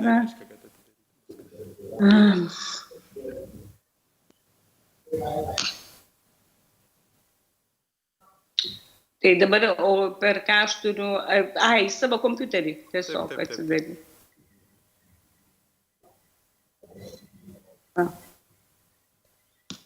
Va, ir dabar padaryti per visą ekraną, kad atrodytų ir bus. Tuoj perkeliu šitą ir čia yra.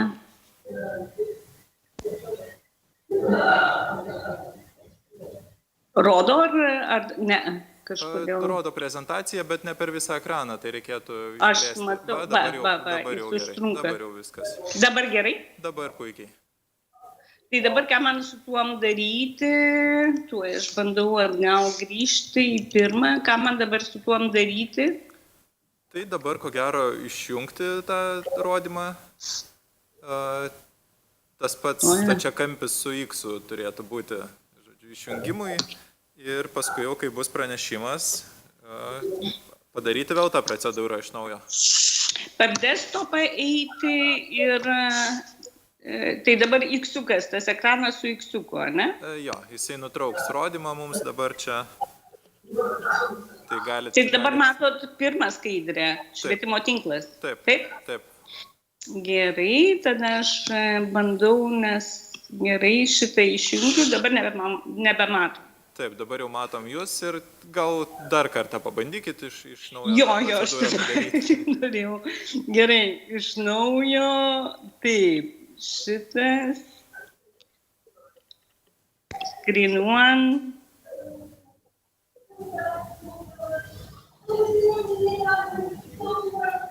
Matot? Matom. Nu, tai viskas, ne? Tai tą patys pirmą screeną. Tai ačiū Jums labai. É verdade, é uma organização incrível. Tai, bet dabar man pasilikti apačioj galiu, ar geriau atsijungti? Atsijungti nereikia. Nereikia. Netrukdyti nieko. Gerai, ačiū Jums labai. Tik tai mikrofoną savo išjungkit, iki kol bus jūsų pasisakymas. Ką padaryti, labai trukinėjant mikrofoną, ką padaryti? Išjungkit mikrofoną savo. Gerai. Puiku.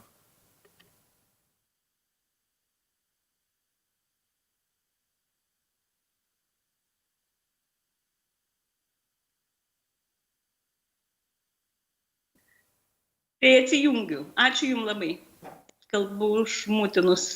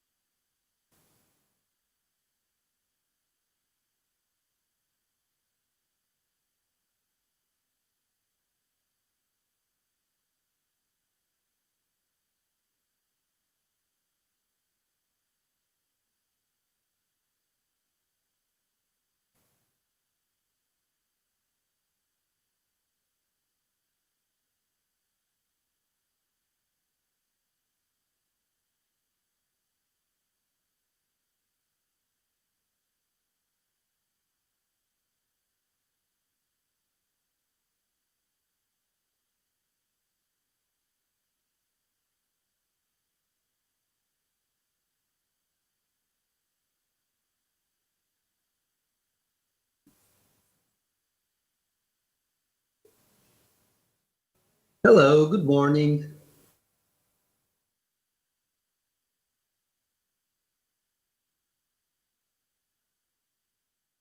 I just, hello, I'm just also present after you, so I was checking the system.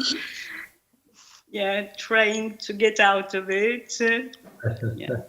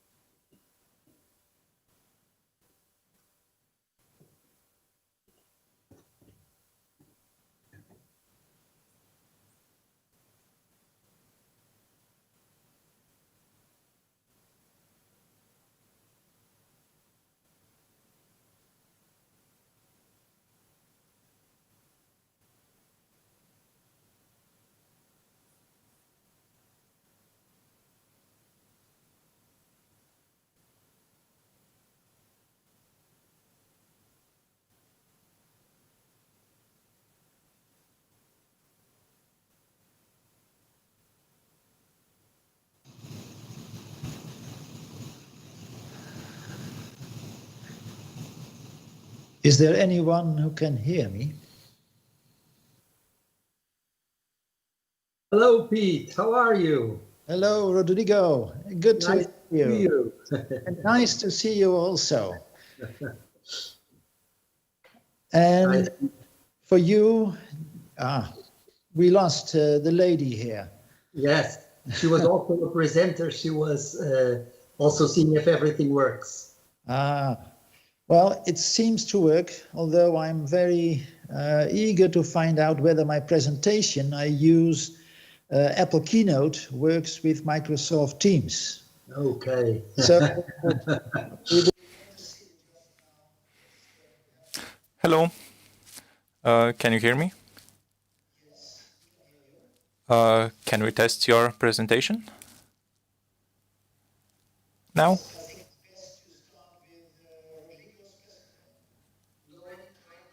Yeah, we tried already.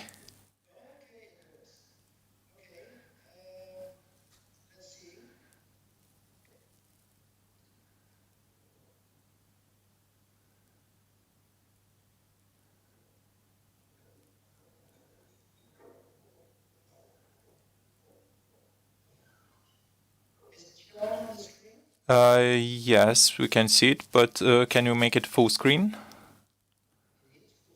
It is full screen, right?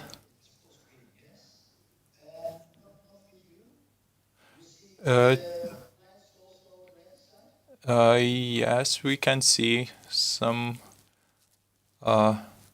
slides on a left side and buttons on a top. There's some buttons.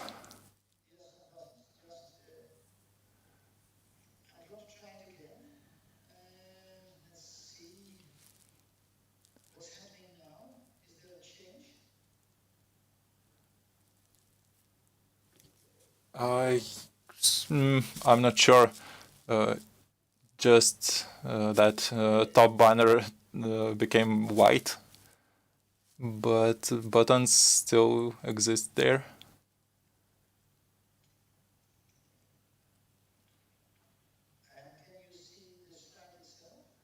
Yes, I can see it.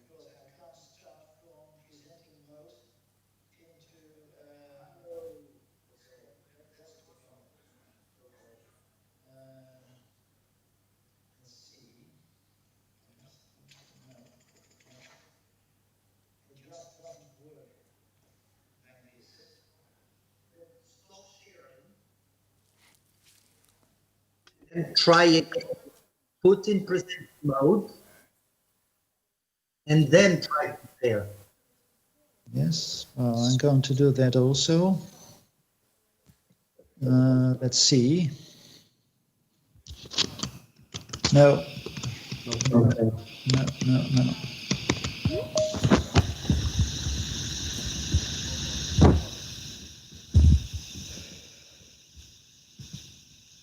So I can do it this way. So you see my screen changing, isn't it? Now we are not seeing anything. Anything? Just you. We see you. You see, yeah. Wow, let's try again. And what happens now? Now we see your presentation, but also the slides on the left and the buttons on the top. Okay. And is anything happening now? No. Because I'm now on full screen. When you're on full screen, can you, is it possible for you to come back to can you leave the presentation on full screen and do other things on your computer? That's not possible. No. Okay. So I think there's only one possibility, and that's I show the slides in this mode. Okay. So you can see me changing the slides, can't you? Yes. Okay. Well, at least the bigger part of the slides is available. Okay. You can see me as well? No, no, we can only see the presentation. Strange. We can see a small picture in a. We can see it in a bottom part of the screen, but it can be because we have installed application. If you use browser version, maybe that you see other things. Do you think, how much time do we have? Now, I could open the application. I'm just afraid to do that because since everything is working, I'm afraid to use the application and something might not work. It's hard to tell about time because no one is here at the moment. So I think it's maybe 10 or 15 minutes.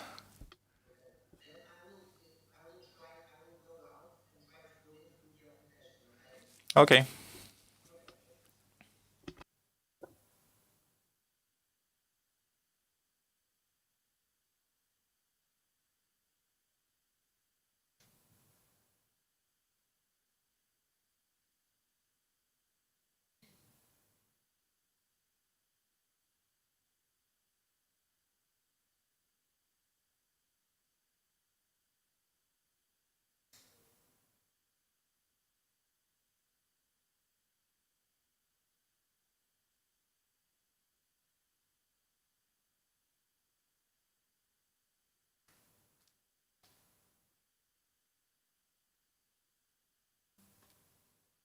Hello, gentlemen. Can you hear me on the other side of the screen?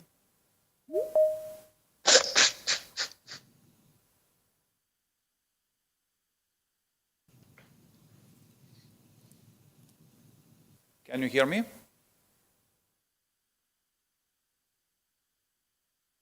We can't hear you. We'll check about sound connection. No, I was with my muted microphone. Can you hear me now? We hear, but we need a little bit volume up, and I guess it's our own problem. We will have to deal with the... Galima iš mūsų pusės pažiūrėti dėl garso.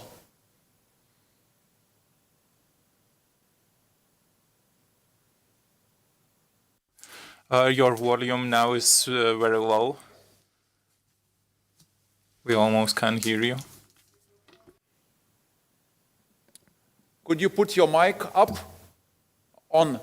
Because we see that... Ar mes čia pas save turime? Jie turi įjungti? Rodo.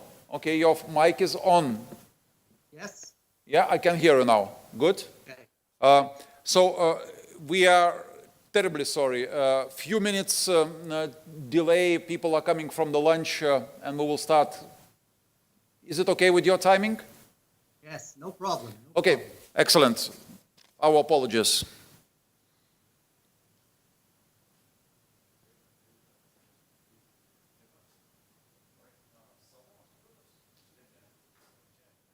The sound is not very good, Rodrigo. And can you see my slides? Yes, I can. But I can't, well, I can hear you, but only a very low volume. Oh, I don't, because my microphone is on full blast here. Okay. But you could hear me before. Yes, before this it was better. Okay. I'm so sorry. And you can hear me okay? Very well. Very well. Excellent. I think I have some kind of issue with my computer.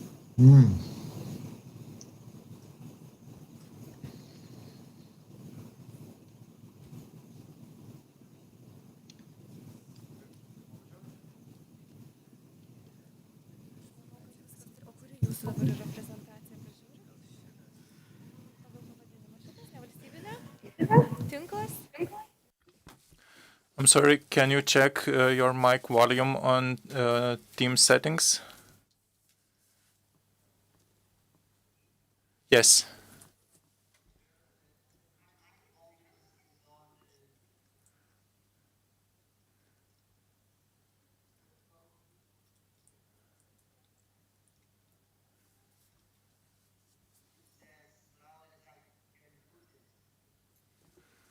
Okay.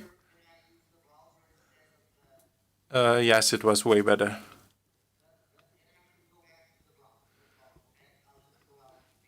Okay.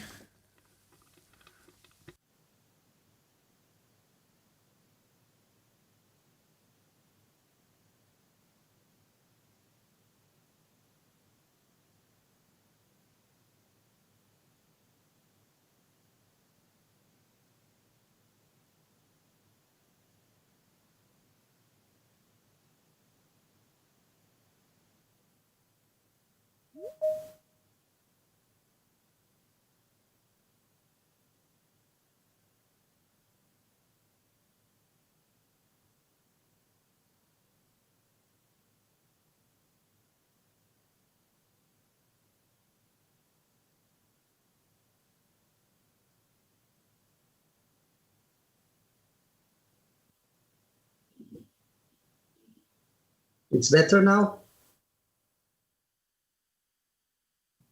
Much better. Okay. I don't know what's happening, but no problem.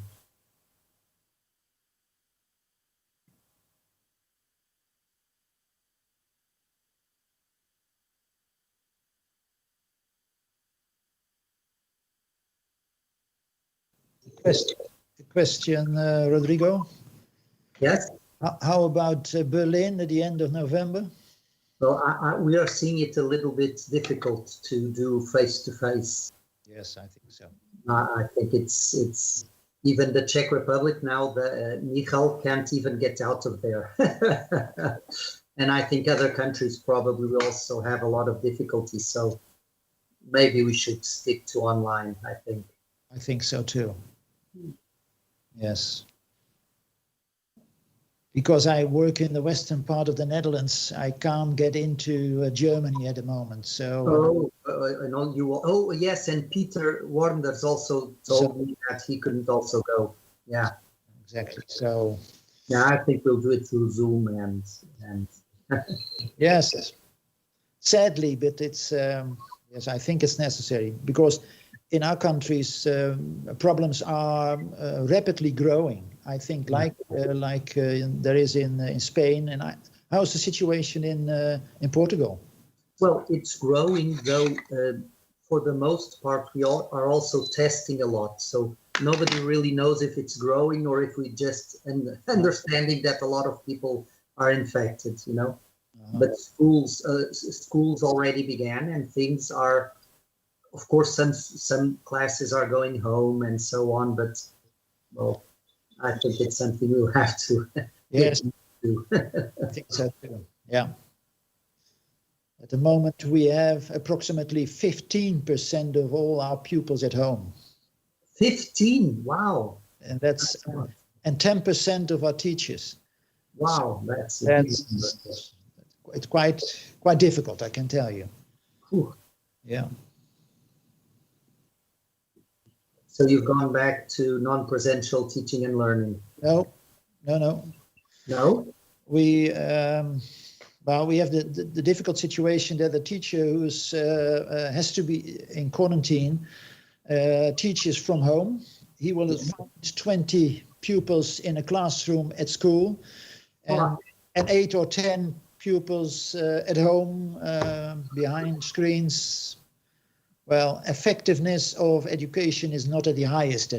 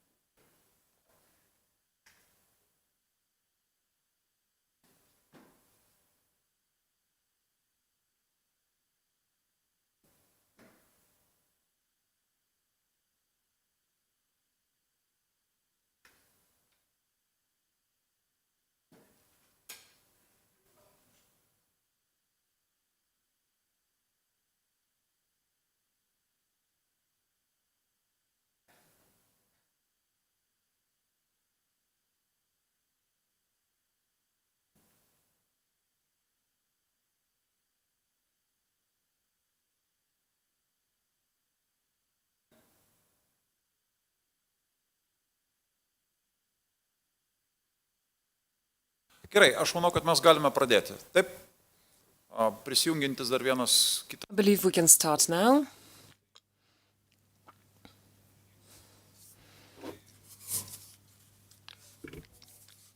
We continue with the conference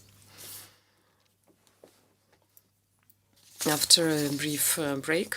And this is the second section of the conference, focused on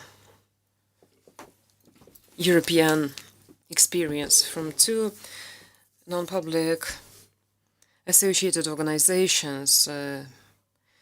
And the third section will, in this part, will involve a debate of educators of various levels.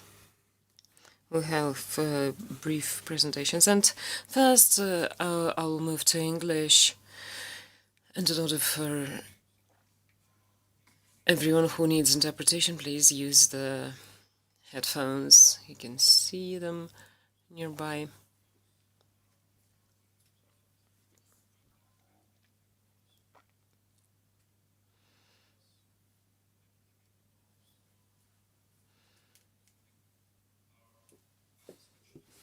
And I hope two speakers from a distance can hear us.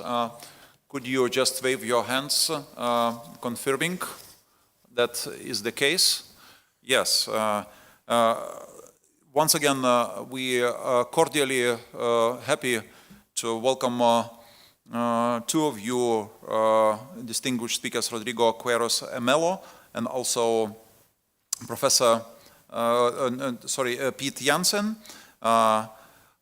And we would like to thank you for your readiness to contribute to this international conference.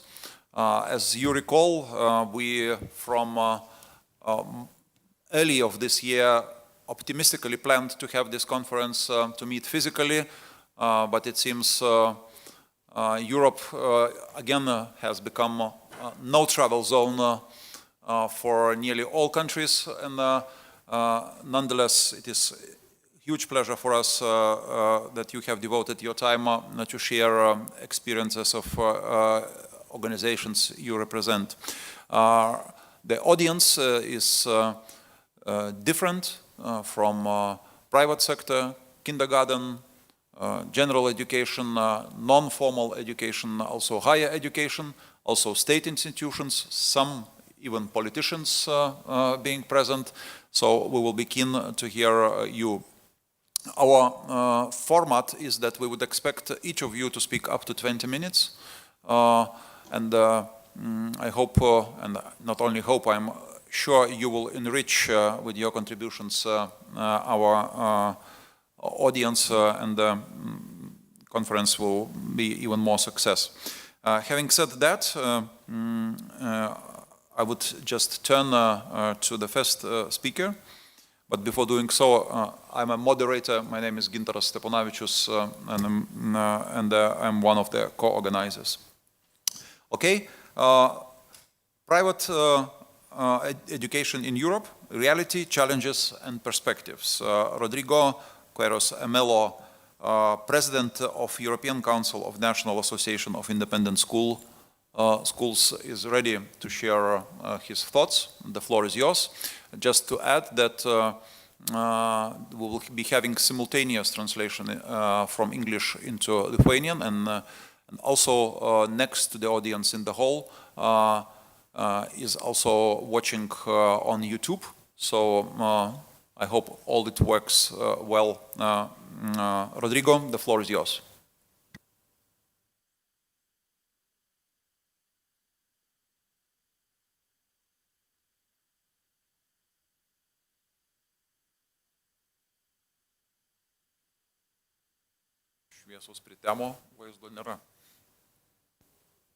Okay. Hello, everybody. It's a pleasure. Thank you very much for this invitation. For us, it's always very important to share with like-minded people around Europe. So, ECNAIS, we are an association of associations. ECNAIS is non-political, non-confessional. We were founded in 1988, and today we have 20 member associations from 12 European countries. We would very much like to see you also with us in near future.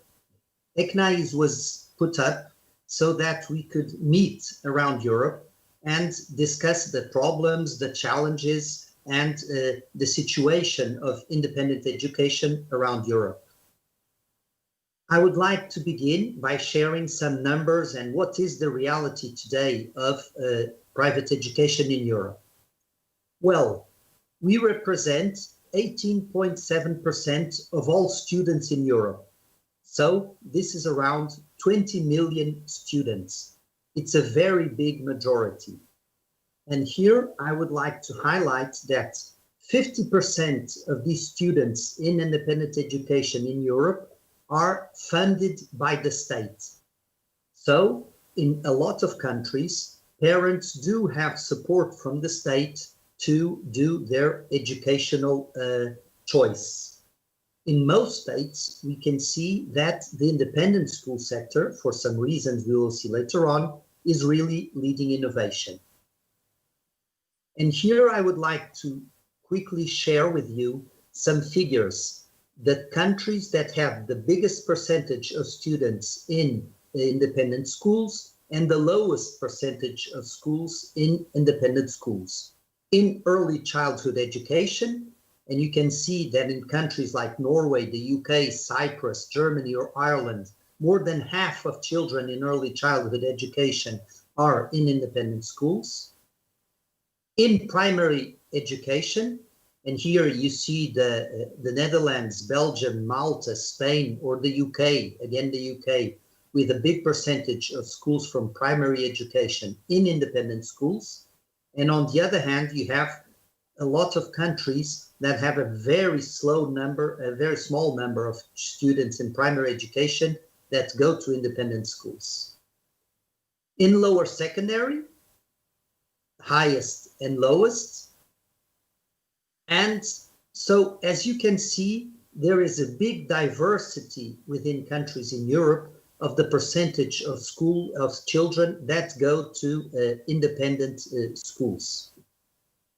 I would also like to bring to your attention to the reality in financing.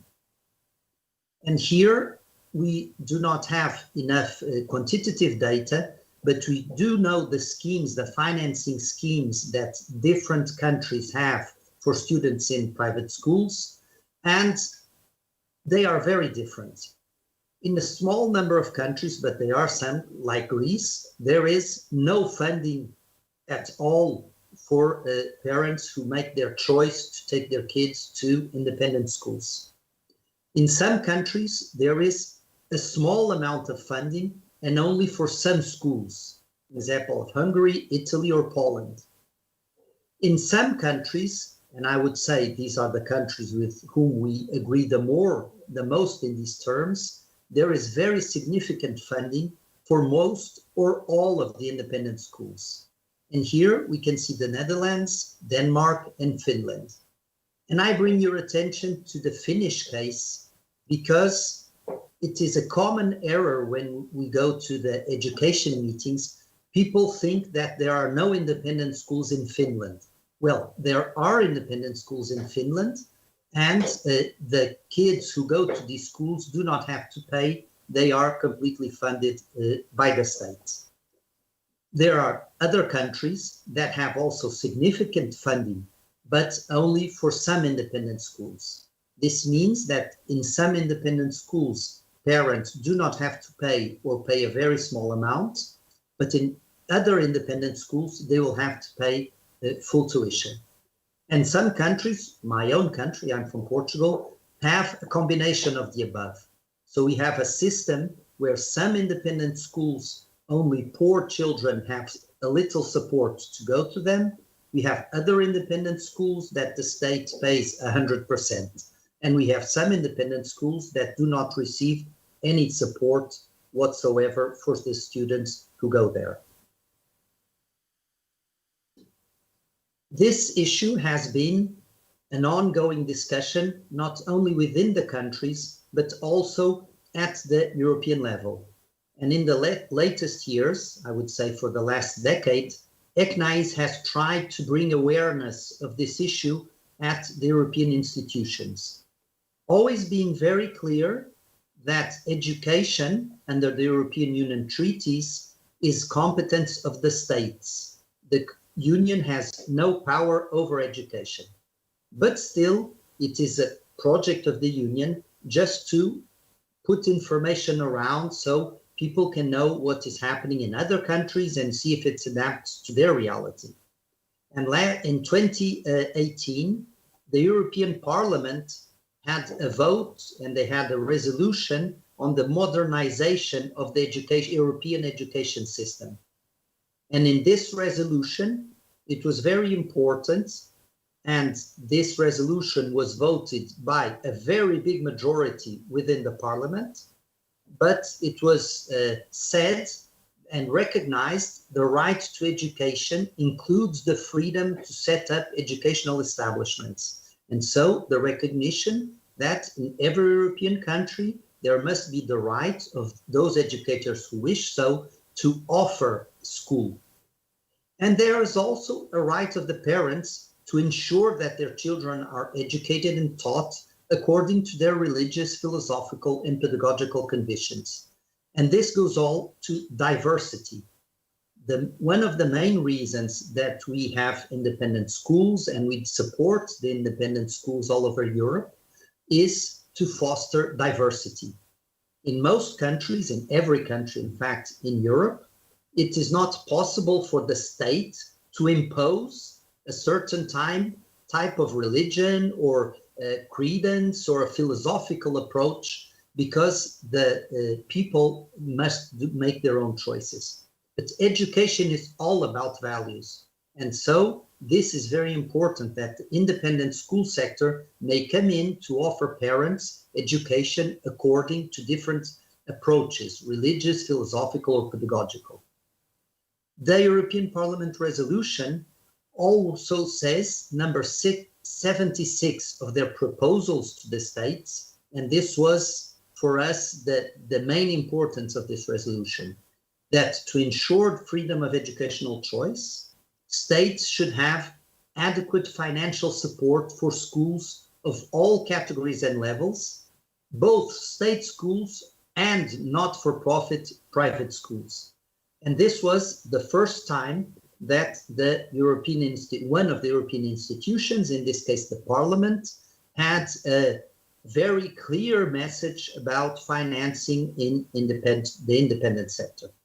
And also the recommendation 124, that for early childhood education and care, there was a lot to be done in economic support and incentives for families to have where to put their children. Okay, some challenges and some prospects from our view about what is happening to independent education across Europe. First point, very, very diverse within countries. And unfortunately, in some countries, freedom of education is still seen by governments as a privilege for the elites. And we think that there is here a big misunderstanding. And the fact is that in these countries, the elites are in fact choosing independent education. And this becomes a worry for us because if the elites all go to independent education, not only will independent schools be more poor in social terms, but this is also bad for the country. And I can give you an example from Portugal. Almost 20% of students are in independent schools, but their parents have to pay tuition. So this means that 20% of youngsters, the more well-off part of the population, are being educated apart from the rest of society. And this is not good for social cohesion, for democratic values, and for peaceful futures. But more and more countries are recognizing this role of independent schools in a balanced school system where diversity is cherished. And here is a very important point that comes from what we have seen in research around not only Europe, but around the globe. Since independent schools are more dependent on the families, they tend to have a stronger family-school partnership. And this is very important in education. And secondly, due to the juridical situation of independent schools in all different latitudes, they are typically very flexible and innovative. And so in the different countries, independent schools tend to be a step ahead in educational innovation. And this is very important for all the system. And so a good balance between independent schools and the public sector is very important so that flexibility, innovation can spread through the whole system and go to all the children. And so for us, when we help our associates in a country speaking to politicians and speaking to municipalities, state level, regional level, it's always about finding the right balance. And here in this balance, our biggest issue is something that was told by the speakers in the morning. And so I was hearing to the conference in the morning, and at least one speaker spoke about constitutional, the decision from your constitutional court on this issue, stating that the state should let independent schools have sufficient autonomy to choose the way they do things. And this is very important. Independent sector needs curriculum autonomy, pedagogical autonomy, and what we call ethos autonomy. So autonomy to teach and to organize according to their very special ethos. But then, of course, we understand that there might be some regulation needed. Regulation on facilities and buildings, they have to be safe, they have to be clean and so on. Some regulation on teachers, who can be a teacher, who cannot be a teacher. Some regulation on who can lead the school and the conditions for people to lead in the school. And of course, and this not for the schools, but especially for the students and their families, some regulation on funding. But this has to be balanced. It must not happen that because of funding, autonomy is taken from the schools, and so the innovative and flexible parts is cut down. And I would like to share some thoughts that may help you going forward, only based on our experience from different countries in Europe, and of course not knowing enough about your situation. But still, bear in mind that funding schemes for students who go to independent schools should be simple, transparent, and with the right incentives. And here we have very different examples around Europe. Some countries have funding formulas, and this means that it's very complicated to manage. You are always looking at how many schools, how many kids, and if they have special education needs or not, and if you are getting more energy or not, and if you need this or that. And very complicated schemes usually put in place the wrong incentives. More and more countries are going to a different funding scheme based on a lump sum per student or per class. And this allows much more transparency in allocating the funds. Everybody understands why that amount is given.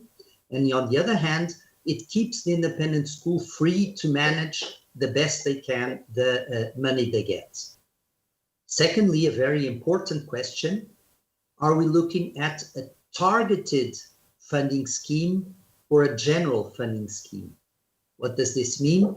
Are we looking at funding just a special category of students, for instance, poor students, students with special needs, or are we looking at a funding scheme that would cover all students? And here the example, because probably we'll have more students wanting funding than funding available, we would have to think about lotteries and other ways of allocating the money.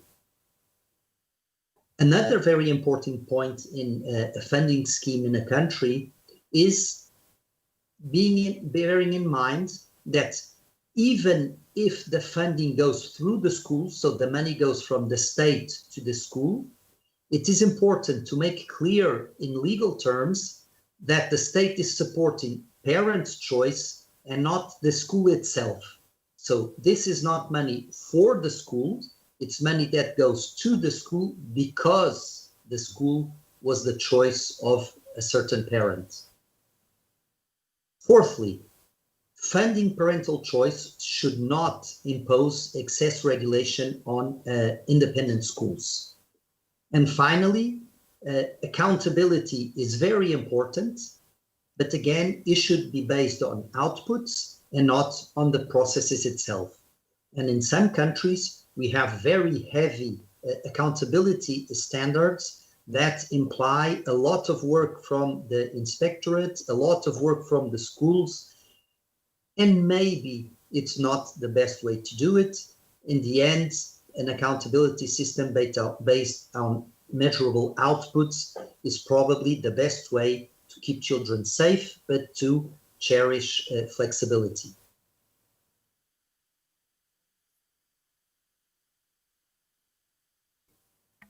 Thank you very much, and I hope to have helped you in your thoughts about this situation. Rodrigo, thank you very much indeed. Yes? You just ran through your slides very quickly, and there was one slide about upper education enrollment in schools, in independent schools. Could you just quickly come back to this slide? Because you showed how many enrollment is on upper education. So it's, yes, I will show it. It's upper secondary. Yep. Okay, let me just here. Mums dar reikės skaidrės parodyti, jeigu įmanoma bus ekrane. Ar čia nuo jo spėjų priklauso? This one? Yes, just for a minute. You would like to comment maybe on that?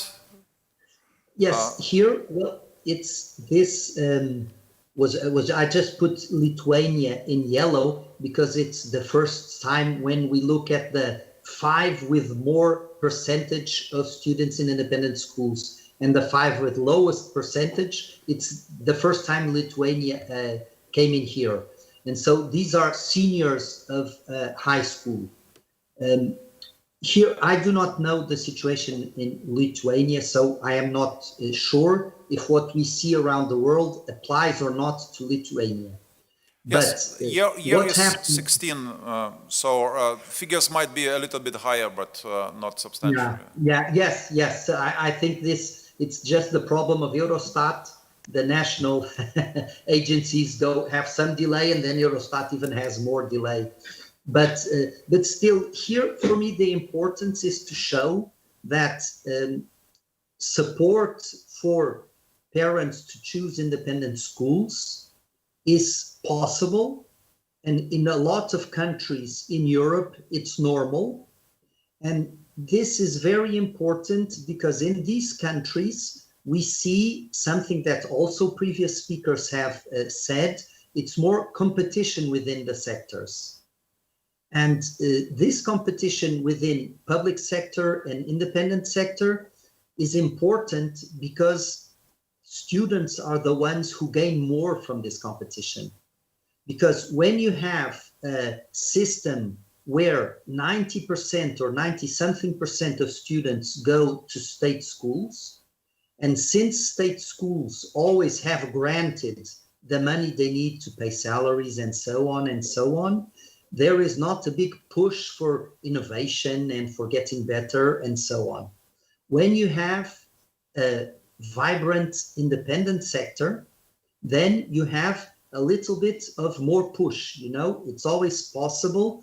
I can tell you a story about a socialist government with majority in a European country, and speaking with the Minister of Education, she was a lady, and she said, well, you know, though I am in favor of public education 100%, I find it very important to get more independent schools funded by the state. Because then when I speak to the principals of the public schools, I tell them, look, This school here also has 4 children, and they are doing a great job. So you have no excuse. You have to do better. You have to push more. You have to cater better for your students. And I always use this example because it was somebody who's very in for public education, but understood that diversity and a little bit of healthy competition in education is very important so that all students go as far as they can. Yes, excellent. Thank you, Rodrigo, for this addition and overall picture we've got from your excellent presentation. Now we turn on to another speaker, Pete Jansen, the president of International Association of Christian Education. Good to have you with us. And your presentation will be focusing, as we understand, success of non-public education in the Netherlands. Yes, the floor is yours. Good morning. Yes, ladies and gentlemen, greetings from the Netherlands. Thank you for inviting me to give a presentation about education in the Netherlands, the financing of the Dutch schools and universities, and the participation of Christian schools. We have a little technical problem, and most probably it's because the 2 big companies, Microsoft and Apple, are not getting always very well along. So I hope you can see my first slide. Is that so? Not so. It's not so. Okay. Maybe another effort. I'm going to try again. It's terrible. Because just before we started, it worked, but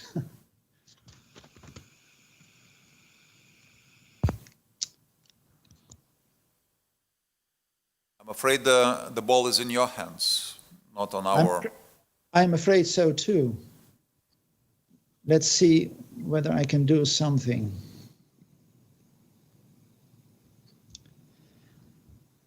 If you're okay, I'm going to connect again, just to try to be able to show my slides. Okay? Yes. What is good that we can perfectly see you, but still alongside slides would be nice. I think so, because there's good information on the slides, and it's better for you to see the slides than my face. Okay, I'm terribly sorry. I'm going to try to connect again.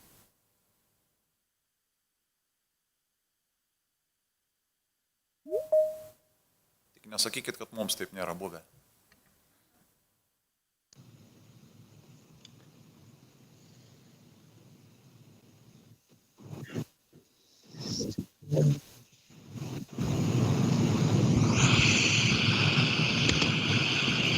Here we go. Pete, it seems that we have presentation. Okay. You can see the slides now? 100%. 100%. But I don't think 100% because I don't have a full screen yet, but okay. Thank you, ladies and gentlemen. Again, thank you for giving me the opportunity to present some things about the Dutch education system, the financing of the schools and universities, and the participation of the Christian schools. Due to the technical problems, I can only show you the slides now, so there's no animation or whatsoever, but that's not the important point. What I'm going to do, I try in the next 20 minutes, I'll give you a short introduction about myself and the situation we are in. I will give you some facts about the Netherlands, so you have some idea of the situation in our country. We tell you something about the Dutch educational system, and I focused a little bit on the part of the Christian schools within the system. And then I'll give you some examples of the Dutch way of financing schools. I want to quote the OECD. There are some conclusions, and if there is time, we can have some questions. So please allow me to introduce myself. My name is Piet Jansen. As I said, I'm 65 years young.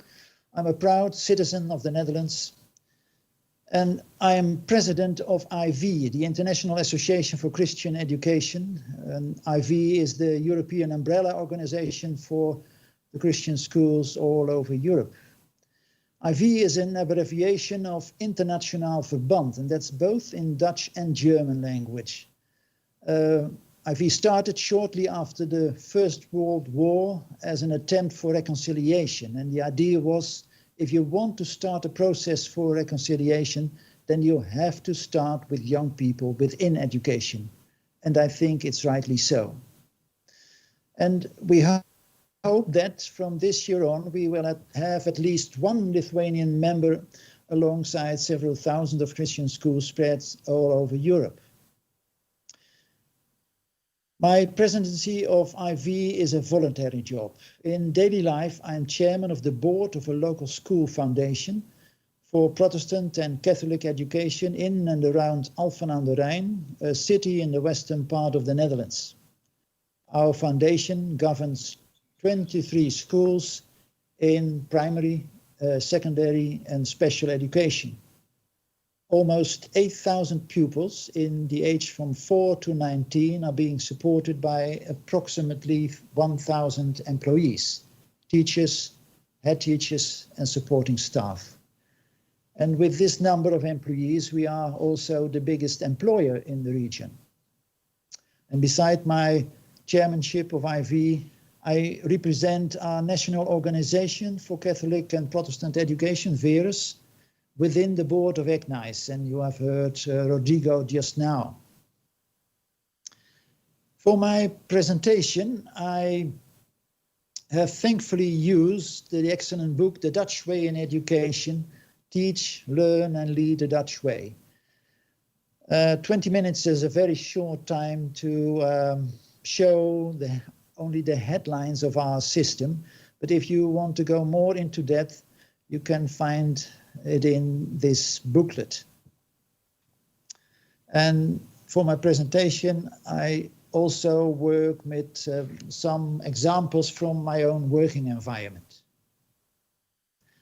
But let me show you first some examples of our country, some data. As you can see, we are a very small country, only a little over 40,000 square kilometers. And that's, if I understood it well, it's approximately 2/3 of the Lithuanian area. But we have a population of 70 million. And that means that we are a very dense populated country with 410 people per square kilometers. As our name says, we are a very low country. We have one mountain, 323 meters high, but you will understand there is no snow on top of that. We have more problems with the lowest point, and that's 6.7 meters below sea level. So large parts of our country are below sea level, and you understand the necessity of building dikes around it. And for my presentation now, I would like to focus on the religion within our population. Approximately 1/2 is non-religious. 40% belongs to one of the Christian streams. We have 5% of our populations Islamic people and 6% for other religions.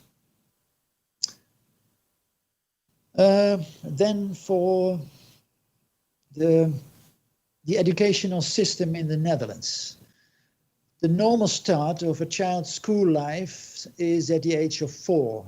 Before this, of course, there are several preschool facilities in all kinds of ways. But primary school starts at the age of 4 and takes the child until 12. And secondary education starts at 12 and goes in steps to a maximum of 18 or 19. And besides this system, there are quite a number of special schools and other facilities for children with special needs, for learning and behavioral problems and physical disabilities. Our school attendance is compulsory until pupils achieve a starting qualification or they reach the age of 18. And now for the Christian schools, because it's remarkable that over 50% of all our pupils are attending a Christian school. As you can see, it's 58% in primary education and 49% in the secondary education. And if you ask me the question, why is this? It's not a very easy way to answer. Because, of course, there is an historical background for this, but well, I would say not anymore. To my opinion, with all cautious, I think it has to do with at least three things. First of all, quality of teaching. To our opinion, a Christian school, like any other school, should have quality of teaching. The Christian schools have a strong focus on values, and the Christian schools take very much care for children with special needs. So the schools for special education are often from one of the Christian streams. And as you have seen just now by the presentation of Rodrigo, you will find in many countries similar outcomes for this. But now, the Dutch way of financing schools and universities. Since 1917, so early last age, the Netherlands has a system of equal funding for both state and non-state schools and universities. In the Netherlands, the state doesn't fund schools anymore. For the primary and secondary education, it's a task for the local city councils. And we call those schools public schools. I emphasize this because in the United Kingdom, this term is used differently. For the accessibility of my presentation, I focus this topic on the situation for primary and secondary education. The senior secondary and higher education is subsidized by the same principle of equal funding, but the system of subsidizing has been worked out differently. We can, under strict regulations, found new schools, and this is allowed only for associations and for foundations, not for private persons. This can be done from religious convictions, Catholic, Protestant, Hindu, Islamic, or from pedagogical preferences like Dalton, Montessori, Steiner, etc. And you have seen also out of the sheets of Rodrigo that 68% of our system is going to the non-public schools, so the independent schools. And when we focus on results in the Netherlands, and I come to that later, I think we can conclude that the system of equal funding is an overall success story for freedom and for educational results. So when the founding of a school has been accepted, then a foundation or association by law gets exactly the same subsidies as the public schools. At the same time, virtually all regulations apply to those schools as well. Let me give you some examples. Schools must not be for profit. Compulsory parental contribution is prohibited with very few exceptions.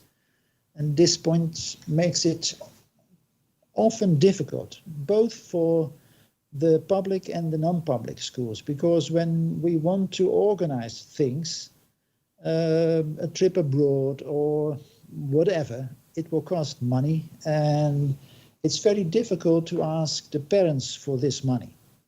So there are only a very few exceptions on this. Appointing all staff and heads of schools is the responsibility of the competent authority, and that is for the public schools, the city council. Dit heb ik gevonden.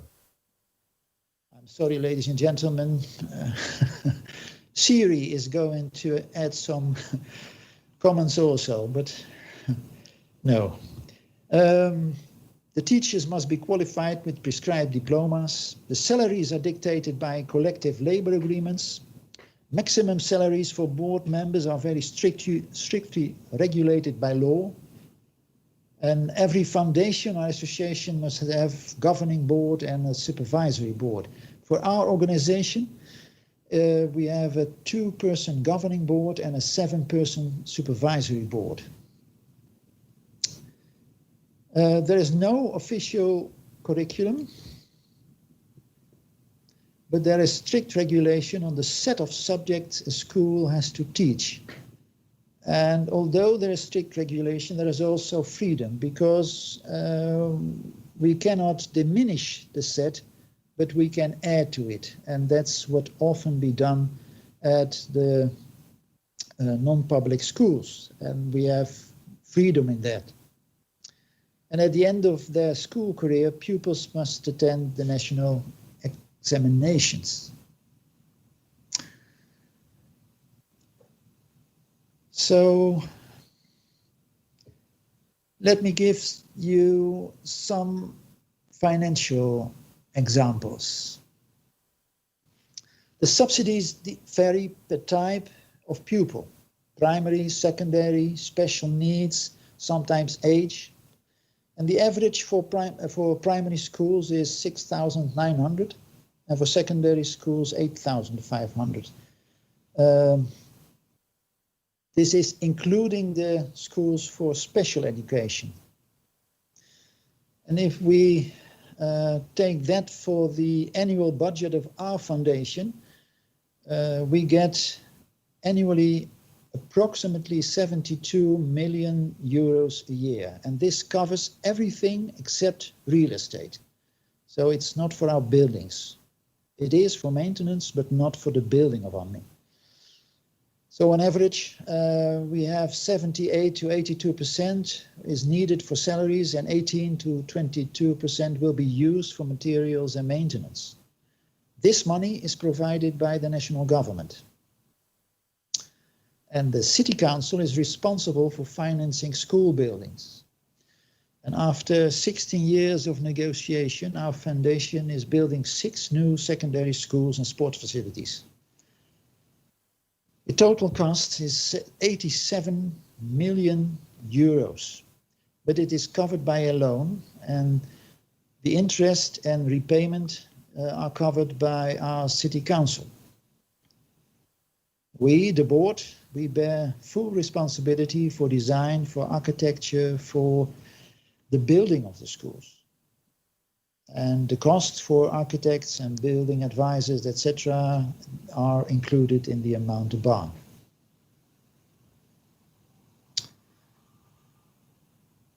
So, on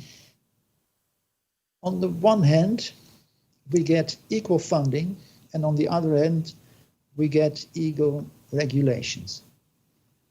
But even within the regulations, we have freedom, both pedagogical as for the way we organize things. And especially the right to appoint all staff, headmaster and board members is very important for the non-public foundations and associations. And now let's talk a little bit about the results of our system.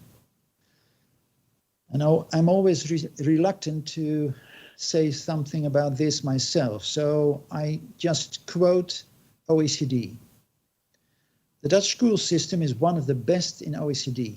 It's also equitable with a very low proportion of low performers. Basic skills are very good on average, while the system minimizes weak basic skills among teenagers, effectively as the East Asia champions of Japan and Korea. The system is underpinned by a high level of decentralization, balanced by a national examination system, and a strong inspectorate of education, by school financing which supports disadvantaged students, by experimentation and innovation, and by good data and results. So, ladies and gentlemen, is it a perfect system? No, it is certainly not. There is much work to be done on inclusion. It still is in the Netherlands when your name is from another background, Ahmed or something like that, you have less chances. And we have to work on this. We have to work on better support for high and low level students. And we have to work on healthy nutrition, because obese is a growing problem in the Netherlands.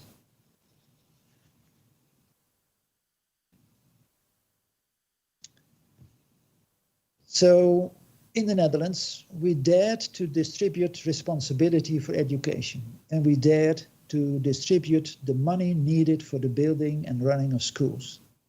We've calculated the risks, and we are rewarded by the results. And it is here when I would like to end my presentation by this.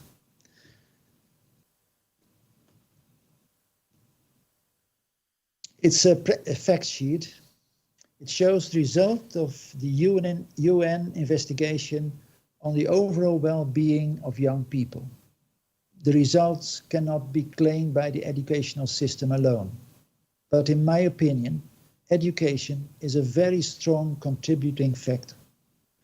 And to quote one of our Dutch newspapers of last week, the Dutch children are the happiest children in the world, although there is still much work to be done.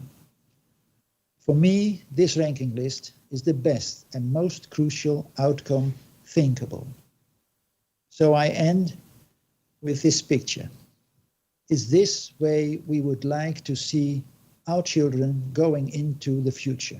Also, my 3 grandsons. Thank you very much. Thank you indeed. Thank you so much, Pete. We had your European context being presented, then a case study of one success story in the Netherlands.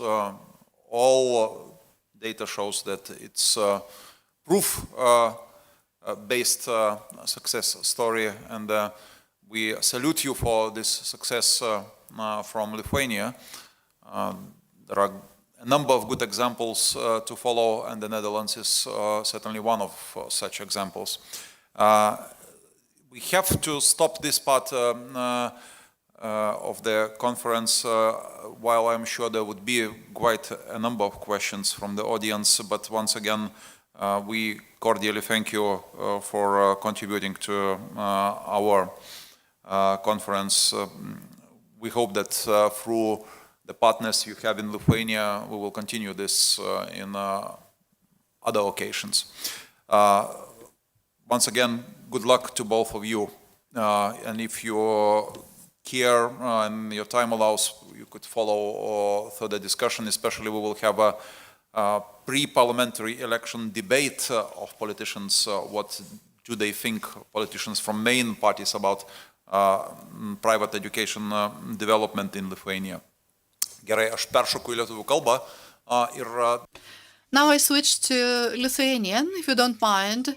And now we are going to have the part of our event where we are going to speak about good practice and success stories.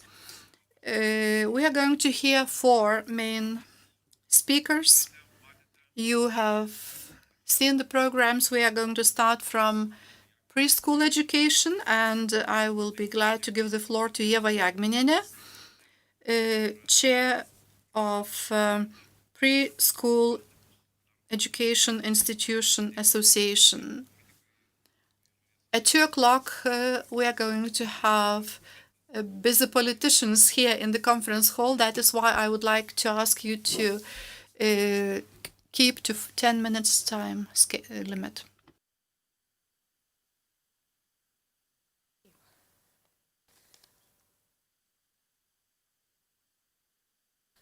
Sveiki. Labai.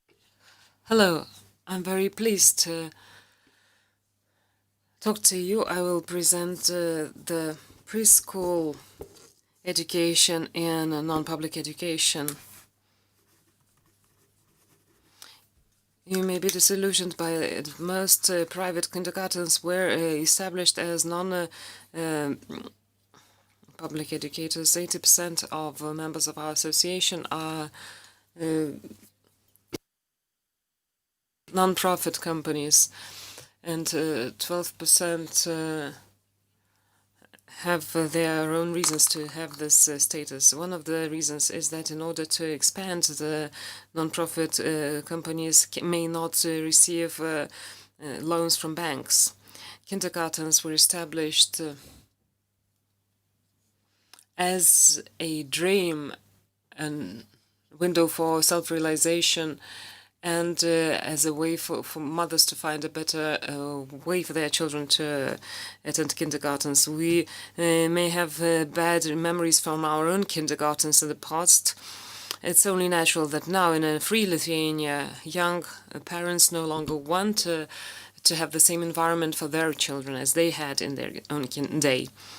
Mothers who have contemporary education and creativity want to establish kindergartens where they want children to stay and learn.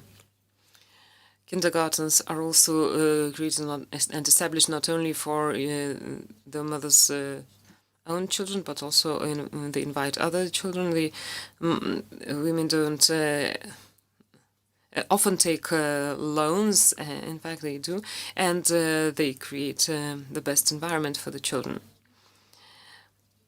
There are many cases where after children go out of preschool, of the kindergarten, the mother decides to sell the kindergarten because she's no longer motivated to work there. There are not many kindergartens of that sort, though over the past 10 years,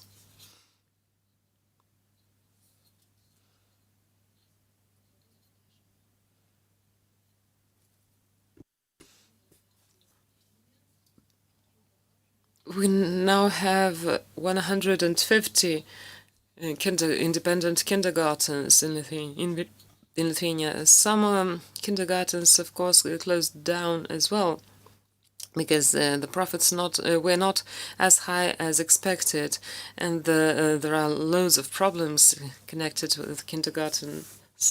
Well, now we have 150 kindergartens in Vilnius with 6,600 children, and 25,000 children attend public kindergartens. This amounts to 21% of children in non-public kindergartens. We know the situation of young families, and we understand that it's really awesome, because young families tend to take loans for accommodation, and if they have small children in the number of more than one, they have a lot to think about before they decide to let their children go to a kindergarten which is non-public. So they're quite aware of what they're doing when they allow their children to go to independent kindergartens. Why is that so? We heard a lot about the variety of methodologies and the material and financial environment for the children. And let me emphasize yet one more reason why parents opt for a private kindergarten. This is the quality of communication. Kindergartens meet the needs of the parents and make sure that it's flexible, that educators have good relations with parents, and the parents feel part of the community, of the small community. They can participate in the activities of the kindergarten. This is very important for the parents as well. Of course, the convenience is also an important stakeholder. Kindergartens, private kindergartens are have small groups. It's quite convenient to establish small kindergartens which are close to home, and children can also attend kindergartens not necessarily every day of the week. A variety of foods is on offer. All needs of the children, including vegetarian children and allergic children, are met. As for the price, compared to the state-owned kindergartens, this is not cheap, but in comparison to what you would pay for a nanny, it's way cheaper to have your child attend a kindergarten, a private kindergarten. That's why parents choose for non-state kindergarten education. As for children with special needs, their children find private kindergartens as the only option. We also have a lot of challenges as well. Both establishers, founders of the kindergartens, staff and parents, when they plan to have more children, are asking questions as to whether the kindergarten will remain in place.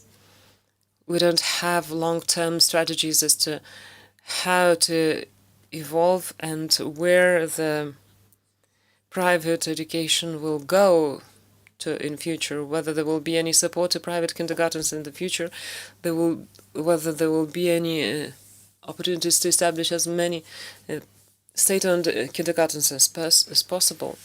There are numerous debates on the issue. We trust and hope that there will be a decision made that private kindergartens serve an important function and will remain in place. Some success stories will demonstrate to you the variety of kindergartens. We have the kindergarten Baltų šalelė, a country of the Baltic nations. It's a kindergarten that has been in place for 8 years now. Its establisher has founded a curricula based on Lithuanian history and Lithuanian traditions.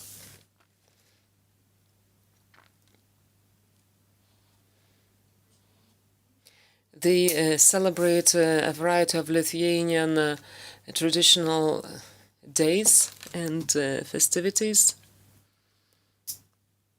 And this is a private kindergarten for children starting from 6 months old. It helps mothers to stay in the work environment, and the children are learning to walk, to eat, to dress up, and they are trained on the basis of a special program. This is a kindergarten Katino dienelės, the days of a kitten. It presents itself as a kindergarten that raises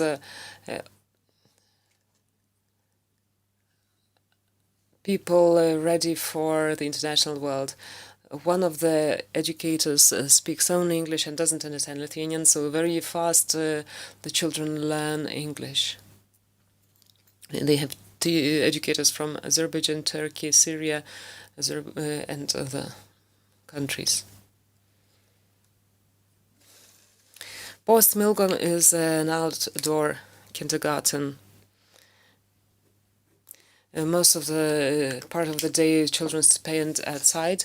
They learn about the nature and the environment, the natural environment. They learn to respect all of nature and to take care of it. I didn't mention the arts kindergartens and so on. There's a huge choice on offer. Thank you for your attention. Thank you very much indeed.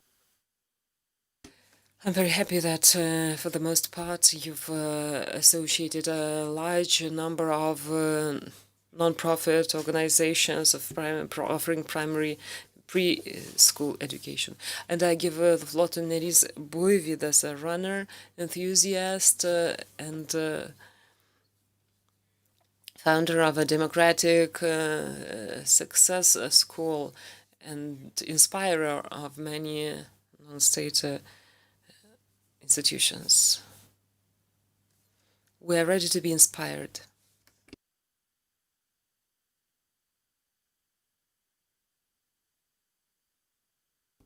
Yes, I need to tell you.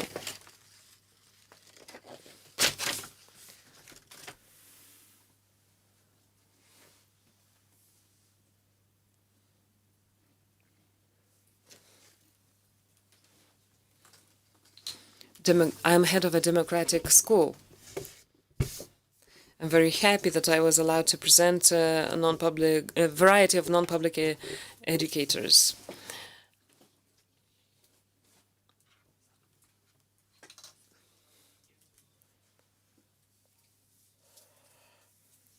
Maybe as a founder of a school, I could treat other non-public educators as competitors. However, I have personal contacts with other founders of non-public education institutions. I find them very kind. They open up the schools because of the need to meet the needs of their own children and the children of their the people they know. They believe in the need to share the global methods and to put them into practice. This is a way to establish non-public education institutions. Before the pandemic crisis, before the quarantine and lockdown, we used to meet each other and we talked about Lithuania's education and the way each of us can contribute to improving that education. Because we care, we do. Both non-public and public schools have already launched partnerships, and we have good examples where we support each other and we feel tangible results. And ordinary children feel the results.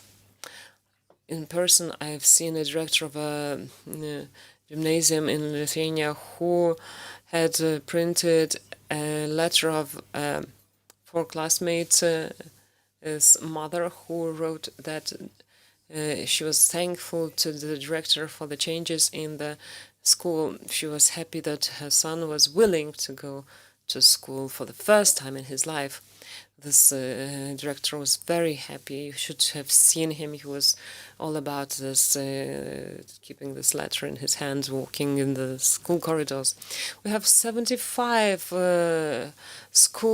independent schools in Lithuania. And we have Melkys school, who engage parents into the educational process and value this very much. They jogging before several kilometers on a day before school, and swim in cold water. This is a democratic school, co-established by the children and teachers. We make decisions together. In Širvintos, we have Tekmė school, where there's a lot of individual teaching through projects and mentorship. The Pažinimo Medis school speaks a lot about happiness, and Forward school is a free school. It's unique in a way that pupils, students can create their own curriculum based on their needs and the speed of learning. A school, Apvalus Kvadratas, starts with awareness raising, mindfulness every morning. And so they need to say Om. hero. It's a school that raises creative, responsible persons. Taškis integrates art into the curriculum. Saulės Gojus for 16 years now has been a kindergarten and a school. They immerse into English, and that's how they are strong. Gediminas Miestas School is talking about mentorship and respect between children and parents and teachers and adults. And they have an available online class. A Montessori quality brand, well known in the world. We don't have many schools in Lithuania, but we have an academy, a Montessori academy in Kaunas, and a primary school of Montessori in Kaunas. We have an association of Waldorf schools. We have 6 of them, one in Vilnius, one in Kaunas, one in Klaipėda, one in Kozlūrūda, in various locations in Lithuania. 1,600 students are learning in Waldorf-type schools and this umbrellas association. There are now, this methodology has been available worldwide for 100 years now. We're very happy that we can present it in Lithuania as well. Vitlis Licėjus is about IT and technology and arts. Eruditas has moved from Kaunas to Vilnius and has many nice logos. They focus on logics and fast thinking. The Health University Gymnasium have a lot of sports activities, as you can see. An International Meridian School in Vilnius.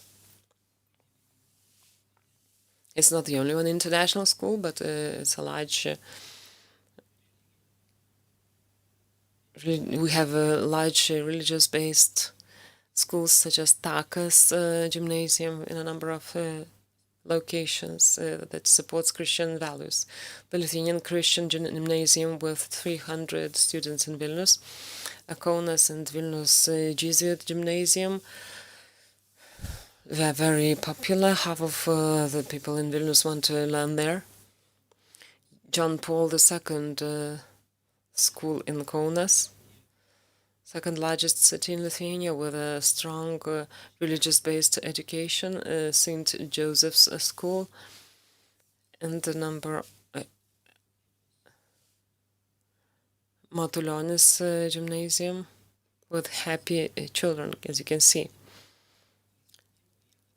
I was happy to learn that we have an international multifunctional center which is focused on children with special needs, with mental and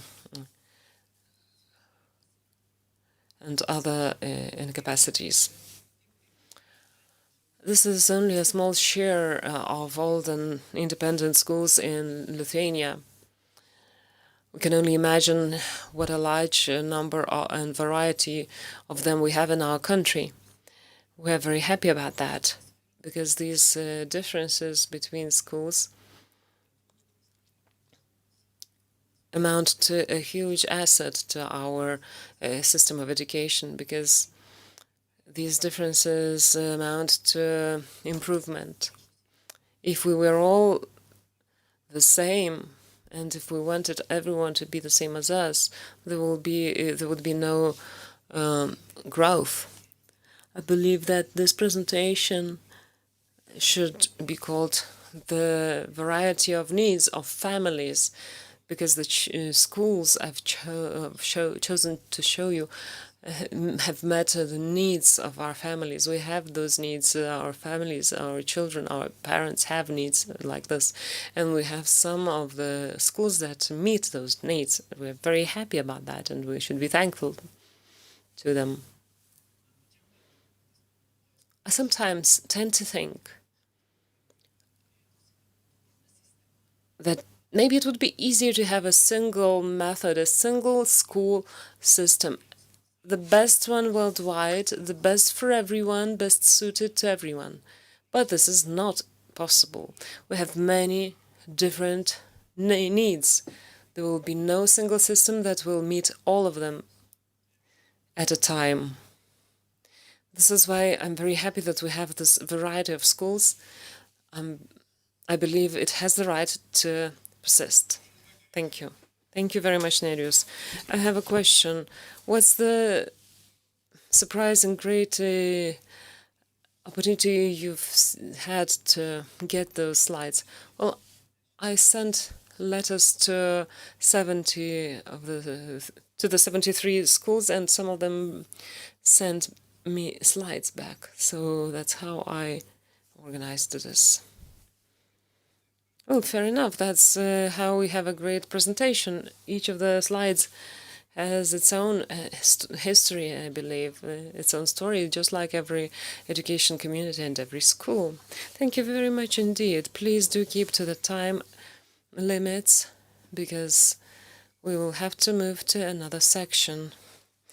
Madam Skučaitė will speak about the democratic school. I'm really privileged today because it's the second time I have the opportunity to address you, and I'm going to shorten my presentation as much as I can. Just a moment.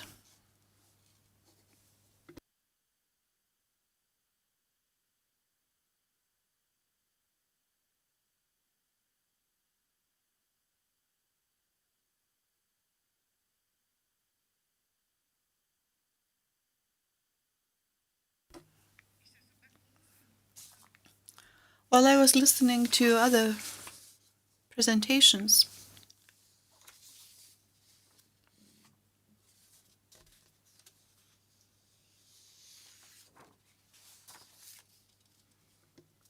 some technical problems.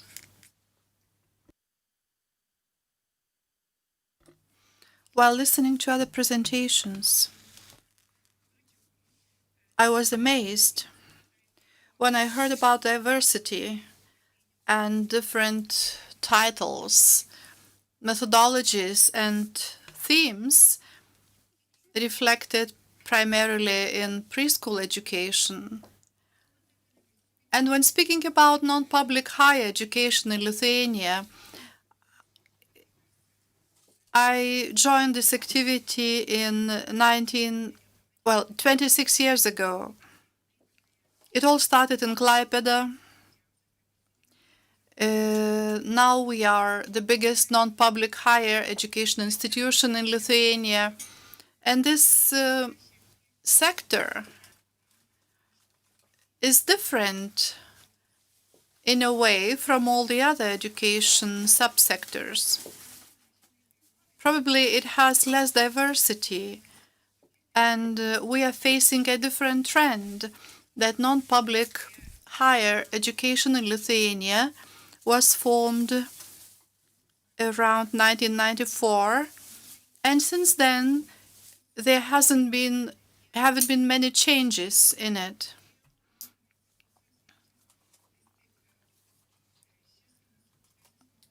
Higher education cannot boast of a big number of institutions, rather the opposite.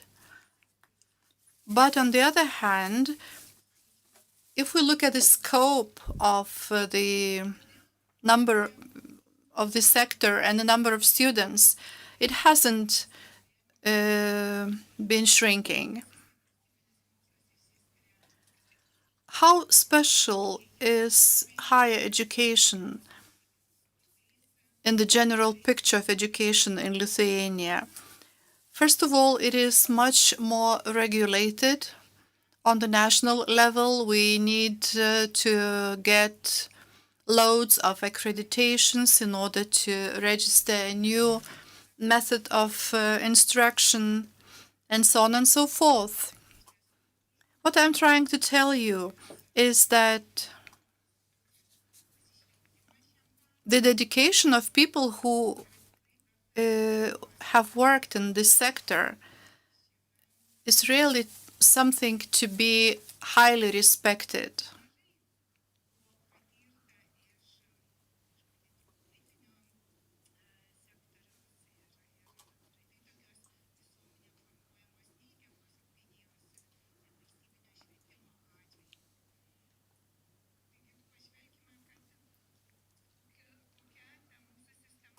Let's have a look at the non-public higher education system.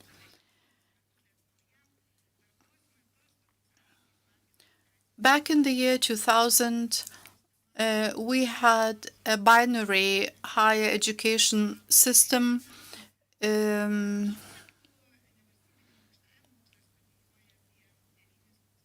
enshrined in law, and today we have about 9,000 students in our non-public higher education sector. Here you have a list of all non-public higher education institutions operating in Lithuania, and as you can see, we have 3 non-public universities.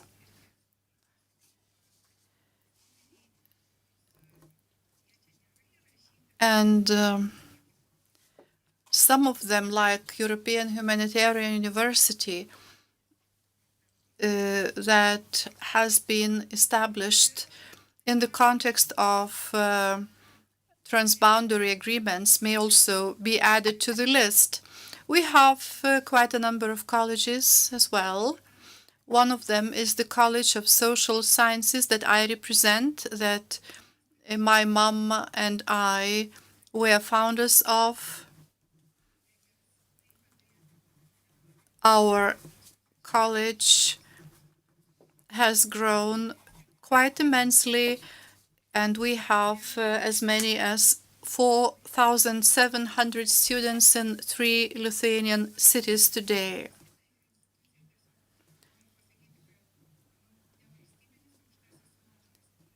The non-public higher education brings a very significant contribution to the welfare of education system in general. And this sector creates important added value. It creates jobs. It helps young people to advance in their career. We are also creating infrastructure. And even though we are in unfair competition with the public sector, we still try to be flexible, more dynamic, and give an impetus to the development of the overall education system.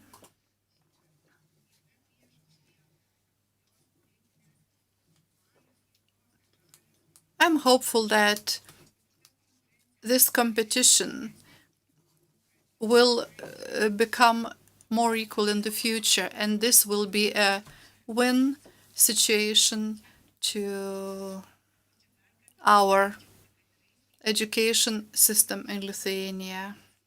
I'm really happy that today we have the Confederation of Higher Education in Lithuania. And those of you who would like to be represented are invited to join the Confederation. You can address me directly or my colleagues. You can always find the contacts on our website, and we are always open to collaborate and lead a dialogue with you. Thank you. Thank you to Gabija. We also have Judita Akromenės presentation on our program, who is not with us because she is not feeling very well. But we can have her in a remote manner. We can listen to her presentation in a virtual manner today. Thank you, Gintaras. Can you hear me?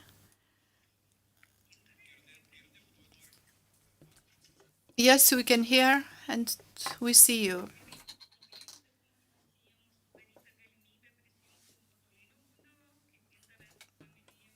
Thank you so much for the opportunity to give my presentation in a remote manner, even though it would be a great pleasure to be with you directly today. Before I give some examples of non-formal education, I would like to draw your attention to the fact that in the program of non-formal education for children, we have an informal working group comprising the representatives of different stakeholders. The ministry thinks that some changes have to be introduced in the funding system of informal education because there are too many providers of services in this context. I view this rather negatively because taking some non-public service providers from the list might have some unfavorable consequences with regard to our children's education.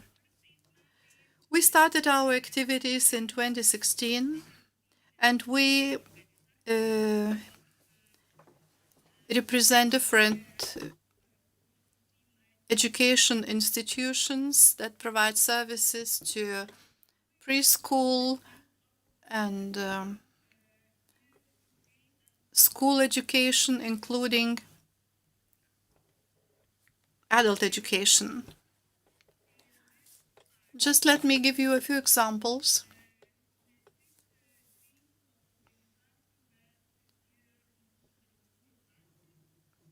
From our friends and partners organizations as well.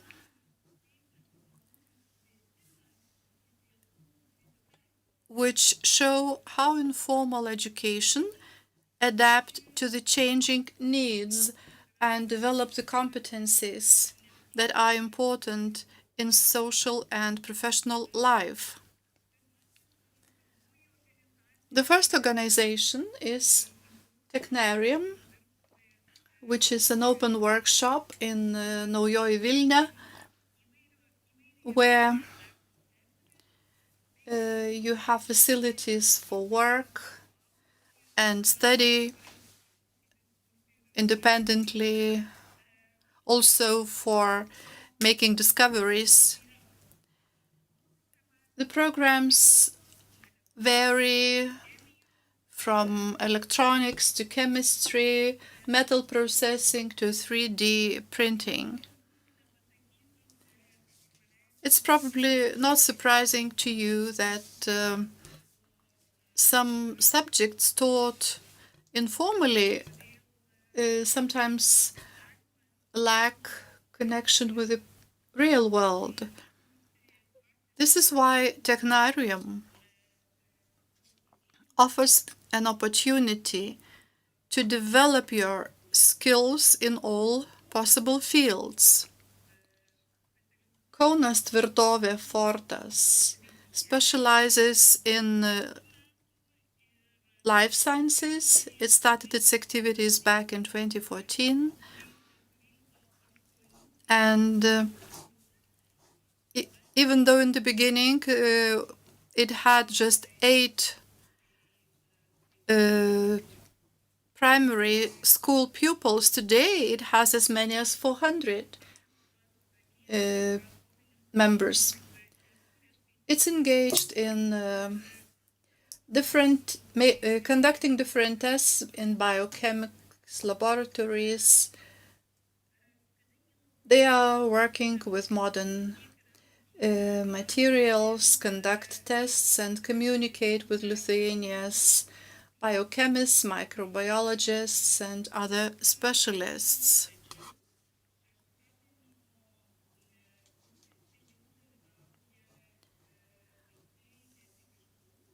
It is not only children from Vilnius and Kaunas, but also other smaller towns come and study to classes on Saturdays. Bit and Byte is a creative technologies academy where you can increase your technological literacy, creativity. The organization works with primary school pupils and teachers as well. And in the meantime, the organization has about 1,000 children from all over Lithuania. Up to now, it has been organizing training both directly and virtually and directly, but now due to the COVID-19, the process has been conducted in a remote manner.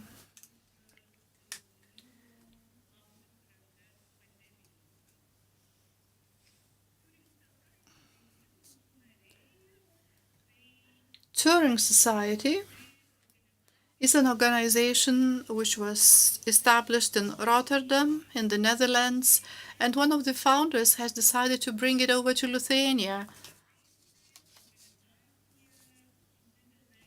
This organization consists of a school, Turing College, and last year, after having received funding from a number of enterprises, they have established a college.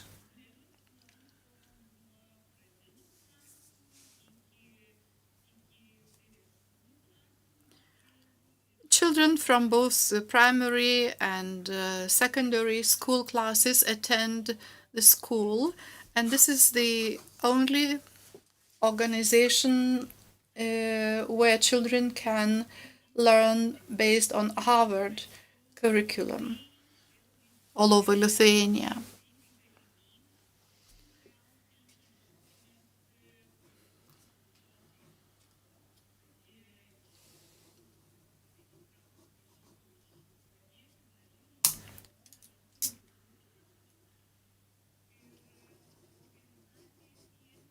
The organization seeks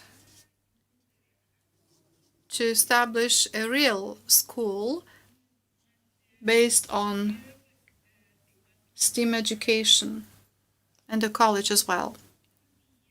As far as civic identity is concerned, we have World Citizens Academy that aims at bringing relevant global topics to the education system and process of education. The organization is implementing innovative programs aimed at enhancing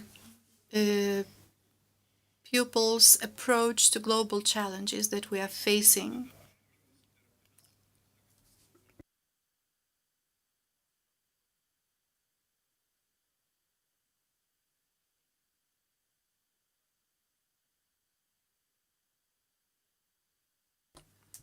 I'll try to be brief, 3 minutes more. Probably you've heard about supervision of civic identity platform initiated by young people, which has about 3,000 volunteers today operating all over Lithuania. The volunteers have organized as many as 42 debates this year already, despite the COVID-19, and the debates were observed by 125,000 viewers. We also have an LCC University in Klaipėda, where foreign nationals mainly study, which conducts different informal activities, arrange courses, summer schools, open lectures for society, and so on and so forth. The Adult Learning Association is the organization that unites both individual members and legal entities, and its main activities are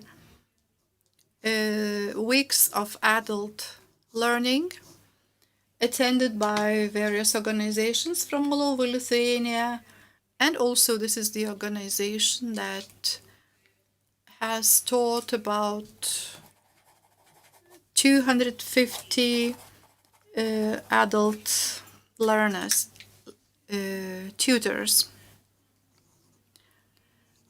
I just must mention the third century universities that also work in the field of social integration, satisfying the cultural needs.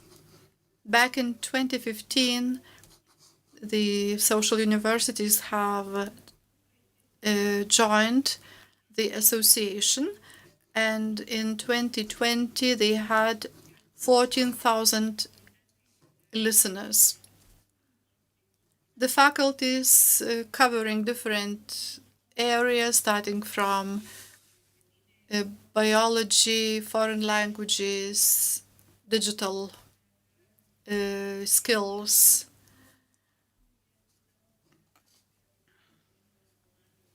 Our partner organization is the Children's and Youth Informal Education Association.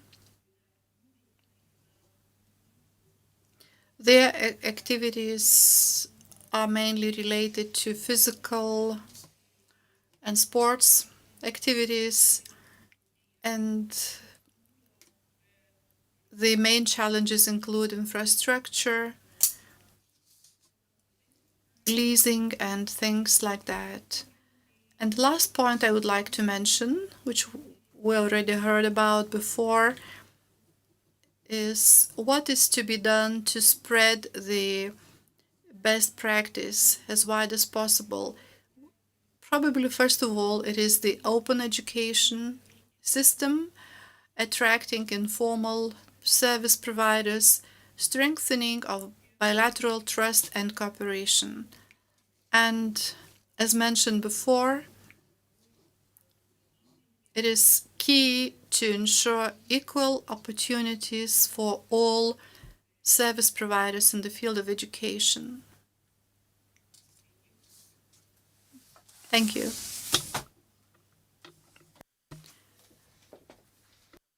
Thank you so much indeed, Judita, for the informal education providers and their presentation. There's a huge variety of them in Lithuania.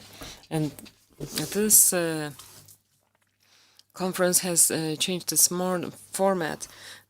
Due to the COVID, we don't have working groups anymore. So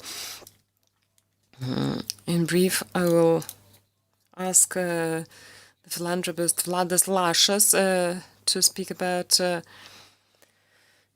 the initiative on innovation in education. Please enrich the debate with your brief insights.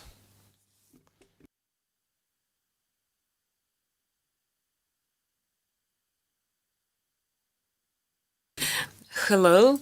I'm very happy to present to you the initiative of EdTech Forum.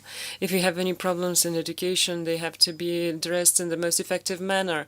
And innovative, fast development is always helpful through the use of IT. The public initiative was to assemble those who use technologies in education to share and to be more brave in creating testing and improving the methods. We've seen working methods already We've seen what works in the non-public sector without any risk to the state. Let's just use them and multiply them. And let's spread the good practice.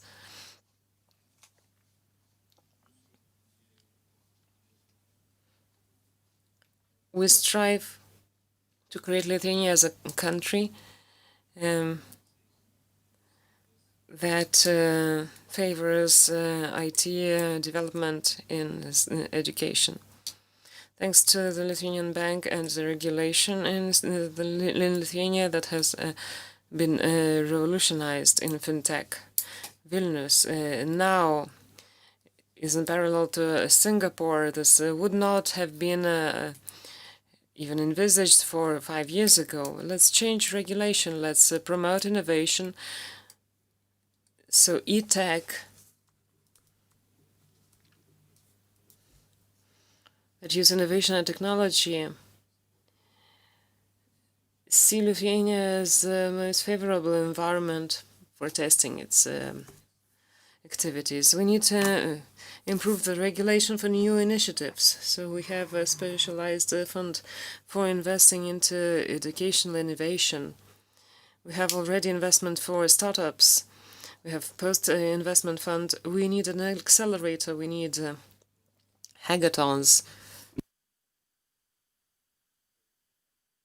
That's how we will achieve things nobody can within a short period of time. Some assessments say and demonstrate that we can change things very fast. We have experience and we have the willingness. 10 days ago in the President's office, we had an ETAC forum.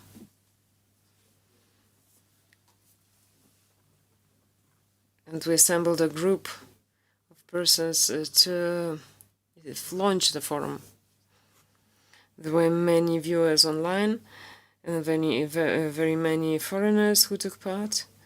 The Coursera had noticed that, and the Estonian ETAC representative also noticed that. They said this is the right way to move on. These companies can make changes very fast. Let's take teachers e-tech, a company from eByte. 2 weeks ago, they started courses for the entire year, courses for primary teachers. 600 teachers have joined that. This weekend, 600 pupils took part in a hackathon organized by Junior Achievement and many business mentors. This is about pupils who create their own startups. They present their ideas, join a team, and learn many things they cannot learn in official education. Please see us at edtechlithuania.com and register. Communicate and collaborate and share. We can make many things much faster than before and make it in a qualitative manner. I have no doubts that we will hear about this initiative soon onwards. I hope it goes faster and faster and engages a variety of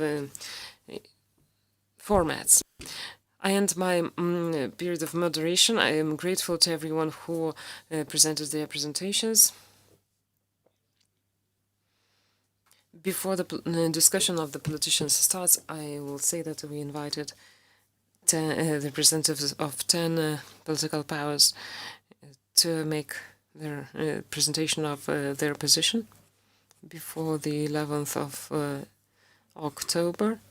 We have a number of representatives of political parties. The debate will be moderated by an independent journalist, Roberta Tracevičiūtė, and I believe we have already identified the figures. At least 100,000 children in independent education apart from adults. Amounts to a number of families, and I welcome you to this debate. We have 2 minutes for a technical break, so we can meet at the table here.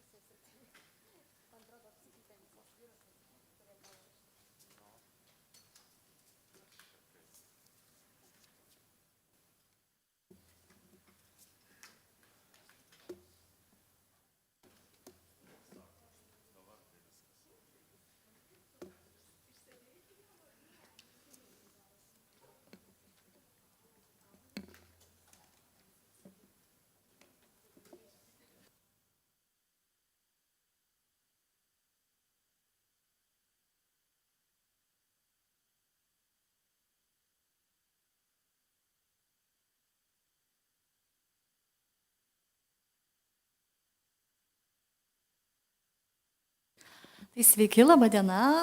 Paskutinė šios tarptautinės konferencijos dalis - diskusija su politinių partijų atstovais. Ladies and gentlemen, we'll speak about the ways independent education can contribute to Lithuanian education worldwide. And in Lithuania, we have lots of debates on what kind of changes are needed in the education sector in order to improve the results of school children and to work against social seclusion and to prepare experts with a wide education and civil responsibility. So what kind of public education, what do we need, and what's the contribution of that education into the education overall?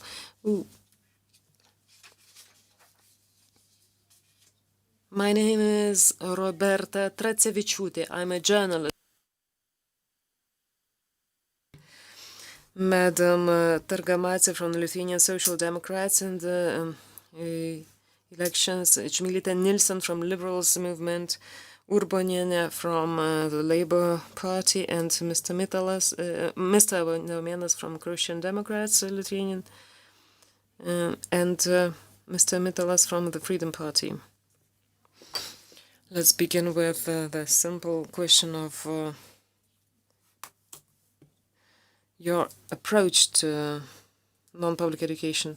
What's your opinion about independent education? What is its place in our education system and what place it should occupy? Madam Targamadze, shall we start with you? Good afternoon. I believe that personally, you may know, I have published a monograph on alternative education. The Social Democrats I represent have a positive approach to diversity. We need to ensure there's no discrimination, though. We need to think about funding.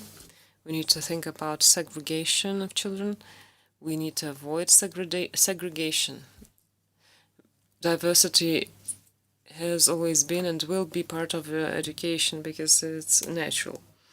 As an educologist, I could also contribute to that by saying that I have visited a number of educational institutions and non-public educators as well. There are ones where we can learn a lot.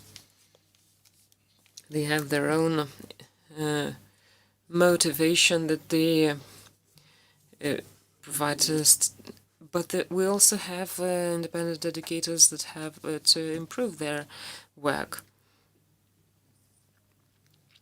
The education systems are varied. There's a diversity of institutions, and there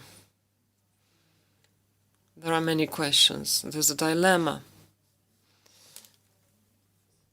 I wasn't very comfortable as a representative of Vilnius University. I'm professor in Vilnius University. It's a state institution.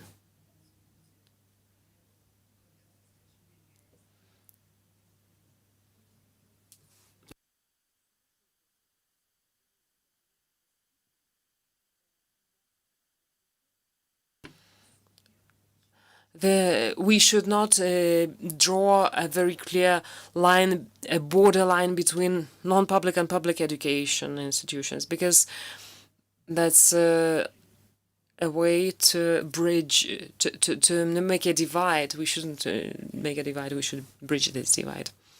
Madam Nielsen, I thank the organizers, I thank Mr. Steponavičius in person for his initiative to assemble many people here representing a variety of approaches. And the independent sector is very important. The liberals movement has a positive attitude to independent education. We believe that its importance is huge in education. In our electoral campaign and program, we focus on 3 items: opportunity for everyone, freedom to act, and diversity. A number of previous speakers have spoken about the variety, the diversity that independent schools offer, and I believe that it's high time to speak about the unity of purpose of both non-public and public education. Private schools seem to claim that they are successful while public schools are not. This is not such a good way to deal with this. Private sector is not to be blamed for the failures of the public sector. The Liberals program reflects our support to non-public sector and focuses on the informal education and its development. We hope that by the end of our term in office, at least 85% of students can use the People's Basket for informal learning, because it's been a success story with no debate. Madam Urboniene, thank you for your invitation. I believe I can briefly present the approach of my party. The Labour Party program clearly identifies its support for the kind of education that helps to develop creative and responsible persons in the private sector. This has been clearly viewed. That's why private education is seen in our party in a positive light. We believe this is a way for Lithuania to expand its variety, to share methodologies and practices, and to test things, exchange good experience in the area, and ensure accessibility, increasing accessibility in Vilnius, for instance. But for the private sector, we would have a tragedy with the kindergartens, because many of the small children don't get access to the kindergartens, and we would have also problems in the labor market and other sectors, because education, as you know, is part of everything and creates opportunity and also may work against opportunity sometime. Mr. Domėnas, what is your opinion? Thank you. Thank you for this conference. Thank you to everyone who work in the private education sector. We've heard a lot about the challenges you face. I will not speak as a representative of the party platform, but as a proponent of conservative ideas in the education. And if we talk about a position of various political powers, it's a fundamental question of what's the role of independent education. Education as a sector has evolved as a non-state initiative. In the in antiquity or in Middle Ages, these were bottom-up innovations, radical innovations in society. Soon the debate on regulation came into place. We got licensing and standards from the state. But the new initiative, anyway, systematically should be seen as a tool for the state and the country to address the changes outside and inside, and to change itself from inside. The main role for non-public education is to work as a laboratory of ideas, to formulate the best answer to newest challenges, and to give birth to ideas that can move to the state education segment. But for this, the bottom-up trend of education that doesn't react to bureaucracy, but rather is an education ecosystem in itself. But for this, the education will not be able to function in the best way to formulate a reply to the realities. The role of the state is to create and facilitate the work of this ecosystem. Mr. Mitalas, thank you, everyone. After what I've heard from Antominas, I thought maybe I'm also conservative, because I believe that education has to help people to prepare for the indiscriminate future, which is changing all the time and whose speed is increasing. The more free people think together or individually how to prepare to that future, the better prepared we are for the future as a country and as a community. I believe this is the key role of the independent education. It's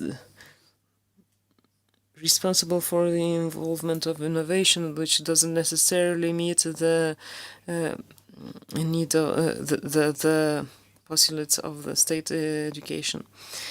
I believe that not only when we speak about the formal education, but the school, the general and the higher education, there are many other initiatives that come to the fore. Vlad Lašas talked about a bit on large. We have many other sectoral challenges, and teachers have to be trained in IT, as we know. Integration of children with special needs has to go at a faster pace and involve more children, as we know, than before. In many of these initiatives and areas, the non-public education sector can play the role of a catalyst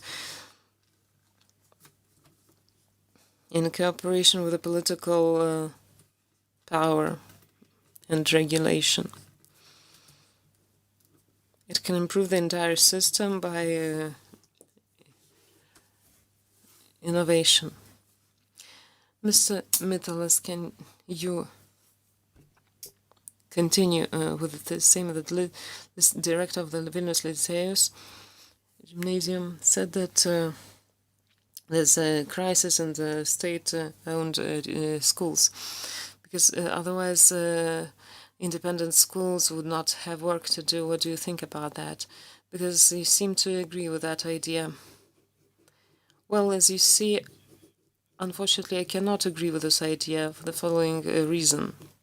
The private and the state sector cannot be interchangeable. This is not a zero-sum game, as Mr. Jurkevičius has tried to say. I believe that we are not talking about this. The sum of those two sectors doesn't necessarily amount to one. It can be more than one. The problem identified in his speech is clear to me, but this doesn't mean we have to close down the private education institutions, because otherwise we will have a different result. State schools will have insufficient education level, which is obvious. In some places due to social and economic status, and in other places because of the elderly leaders of the schools, and in some places because of insufficient investment into upgrading, upskilling the teachers. So we'll have a system of education which will not be effective. We will be spoiling the system and dismantling it overall. So I don't agree with Mr. Jurkevičius. Mr. Domėnas. Well, it's quite symptomatic to try to oppose the public sector institutions and the private ones. I think you can't expect to find the final success story, complete success story. Finland is often believed to be the country where all the recipes have been found and where no evolution is necessary in the education system. However, I don't agree with that. First of all, the possibility to adapt the model.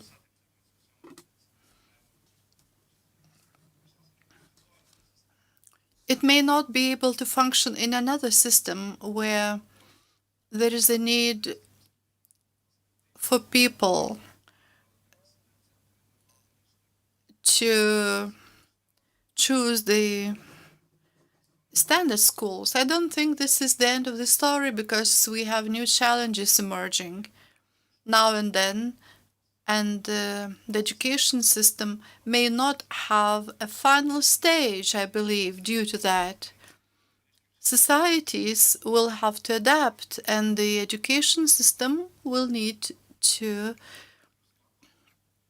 undergo some evolution now and again. What is going to replace the Finnish model finally? Because the time will come when it will be necessary. Thank you. Mrs. Chmilytė, maybe now, as a Rightist Party representative. Well, Mantas has mentioned really a lot of things, and I believe that the flexibility is key in trying to satisfy the needs of society in the field of education.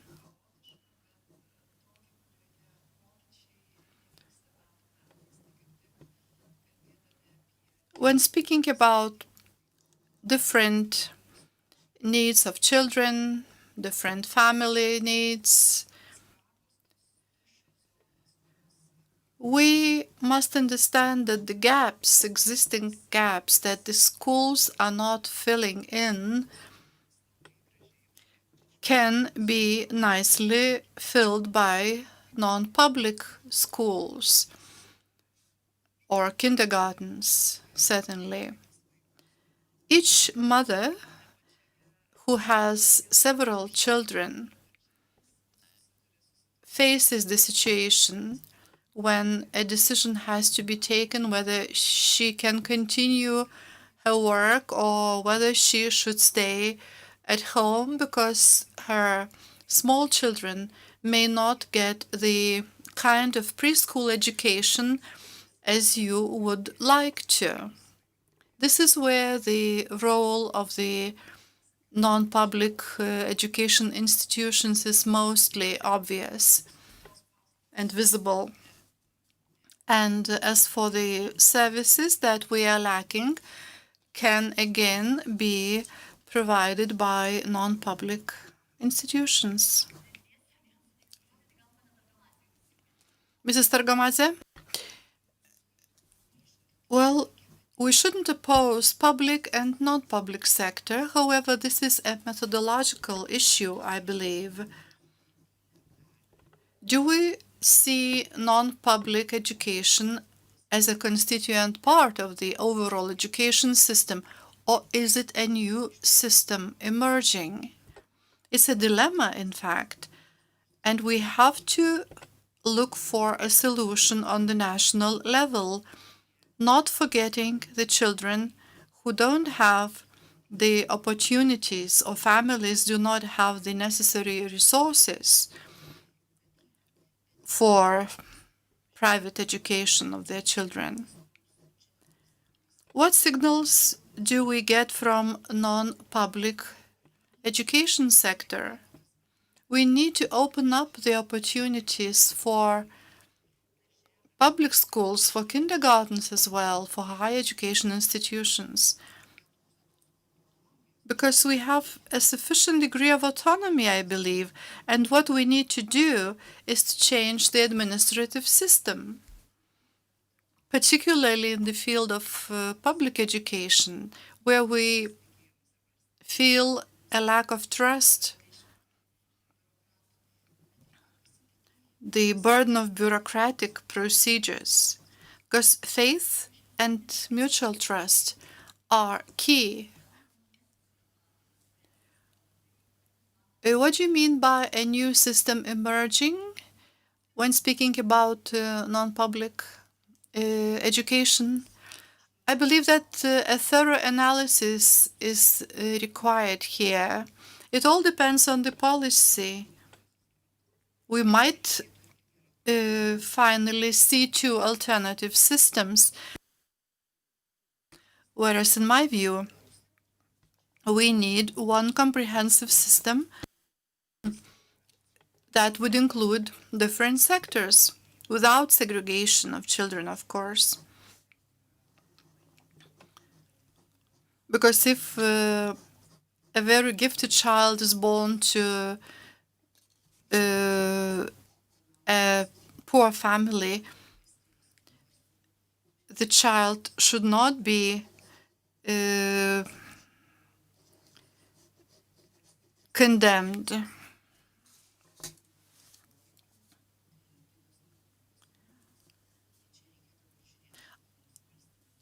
I believe we have to look at our state policy, and this is why we speak about the consensus, the national agreement of political parties, if possible. Thank you. Mrs. Urbaniene? Well, I also agree that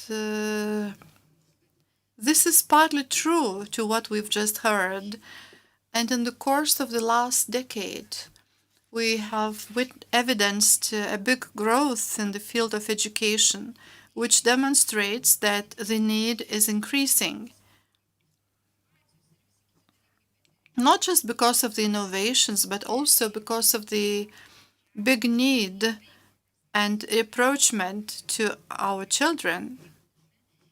Because children are the key here. If public institutions don't provide the opportunities to include all the children, including those with special needs or disabled children, the private sector seems to quite successfully fill the gap. Whereas the public sector does not always respond to the needs of the families in Lithuania. So this is partly the truth, yes, but indeed I also agree with everyone who argues that we shouldn't oppose the two systems, but rather learn from each other. Speaking about the visions and plans of your parties, you all seem to agree that a non-public education is necessary. However, in the political sphere, we often see disagreements regarding funding, regarding some social segregation and things like that. Therefore, my question is, what is the approach and vision of your political party? What decisions you would take if you are in power?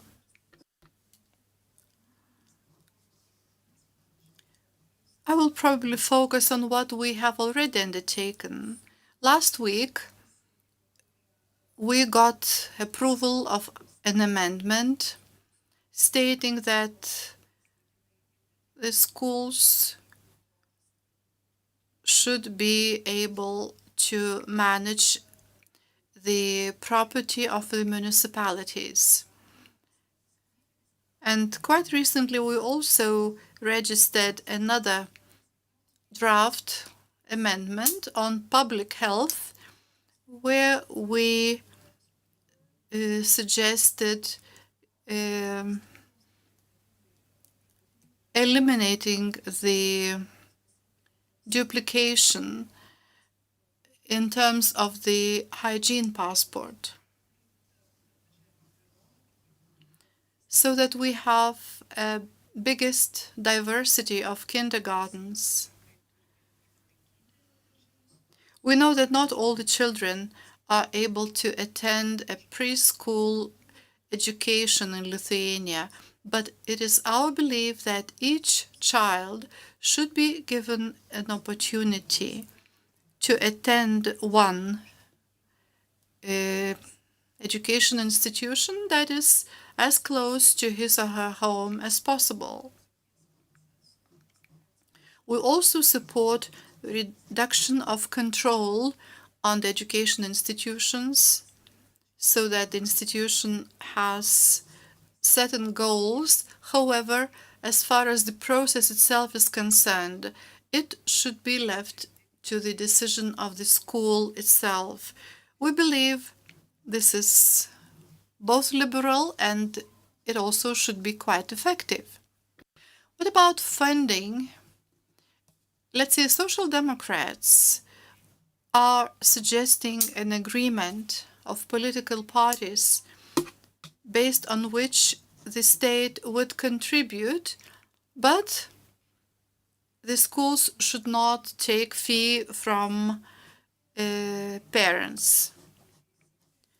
We believe that prohibition to take the fee from the parents is not right. And I don't agree that it is only children from wealthy families that are able to attend private kindergartens or non-public schools. We find a lot of average family children who attend private education institutions.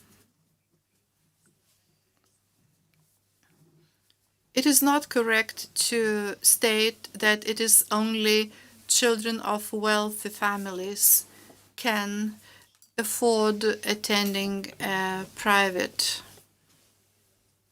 school or kindergarten.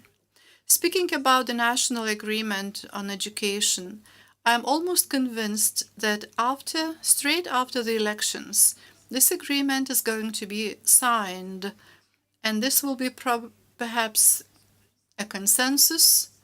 We are not going to be able to agree on all the points. However, as far as the basic points are concerned, we should be able to find a consensus.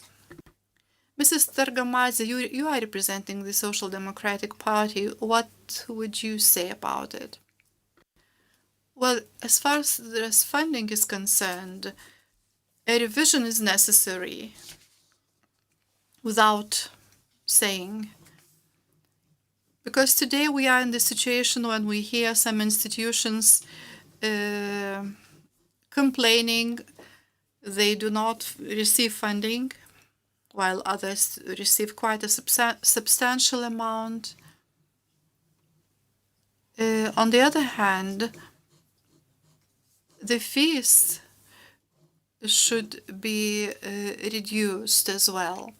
I'm an educologist, and I know results of some surveys and investigations.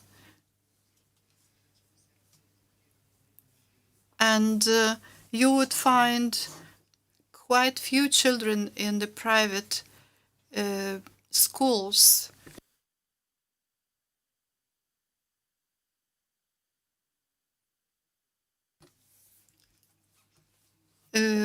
so we cannot state this way or another way. A thorough analysis is required here, because we are just speaking about opinions but do not know the results of the survey. Yes, I do agree that all the decisions should be based on expert conclusions and research. However, speaking about children from risk families, I believe that they require special solutions.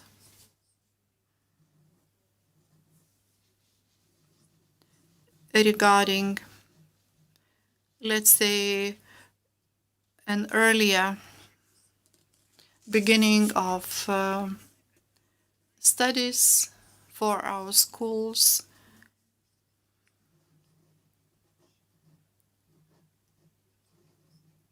so that each child could start attending an education institution as early as possible. Mrs. Targamadze, maybe you can also elaborate on the plans of Social Democratic Party in the field of education. I wouldn't be able to speak about the specific plan of action, because this is going to be an agreement, a consensus. But as far as the vision is concerned, I would like to draw your attention to one important thing. Sometimes we seem to forget that private sector has enjoys different conditions, higher salaries, smaller groups or classes. Let's say if you have as many as 28 or 30 pupils at school, you can't compare their performance results to the situation when there are some 10 pupils in a class. Probably we should just look at what we could learn from each other rather than oppose one sector to the other. Well, the state plans with regard to non-public education is something we have to be cautious to discuss. What Victoria Chmielite has mentioned can be achieved, which is more uniform requirements, the correct funding flows. In other words, a level playing field is something where the state can intervene with.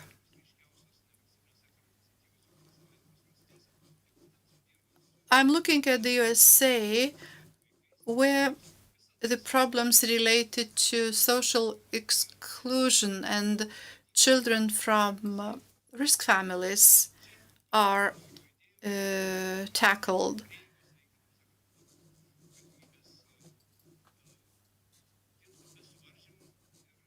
This is where we need to have conditions to work without restrictions, because if the restrictions are that bad, maybe we should liberate the public sector from them first of all, rather than imposing them on non-public sector.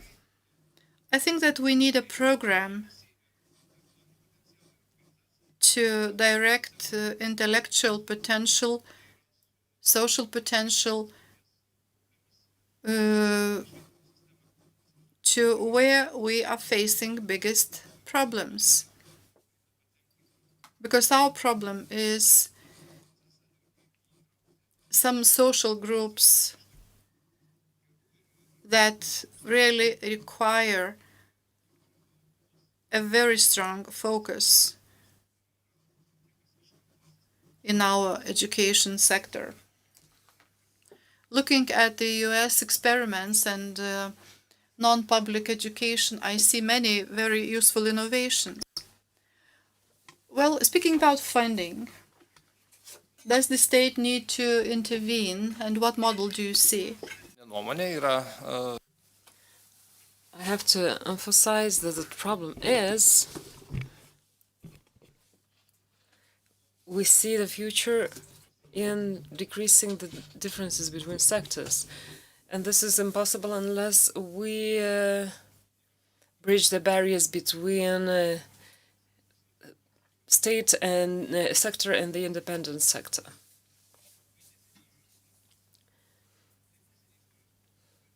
Education has become part of the state monopoly at a very recent time in history.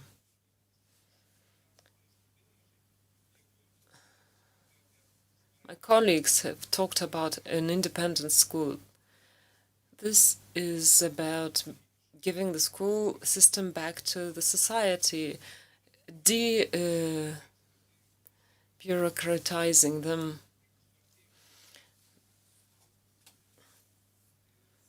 Merging of sectors should happen.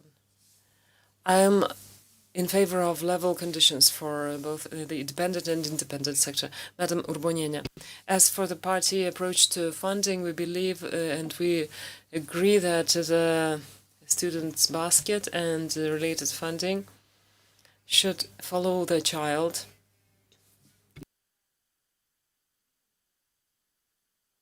And we believe it's a good system.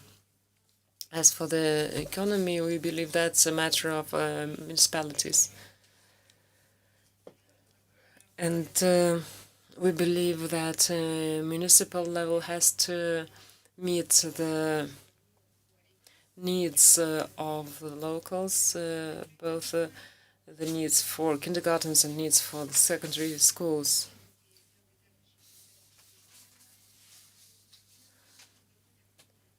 And when we talk about schools and kindergartens, we need municipalities to be facilitated to contribute. We have good examples in the big cities where they can contribute, and we believe in this. Parents should have an opportunity to contribute.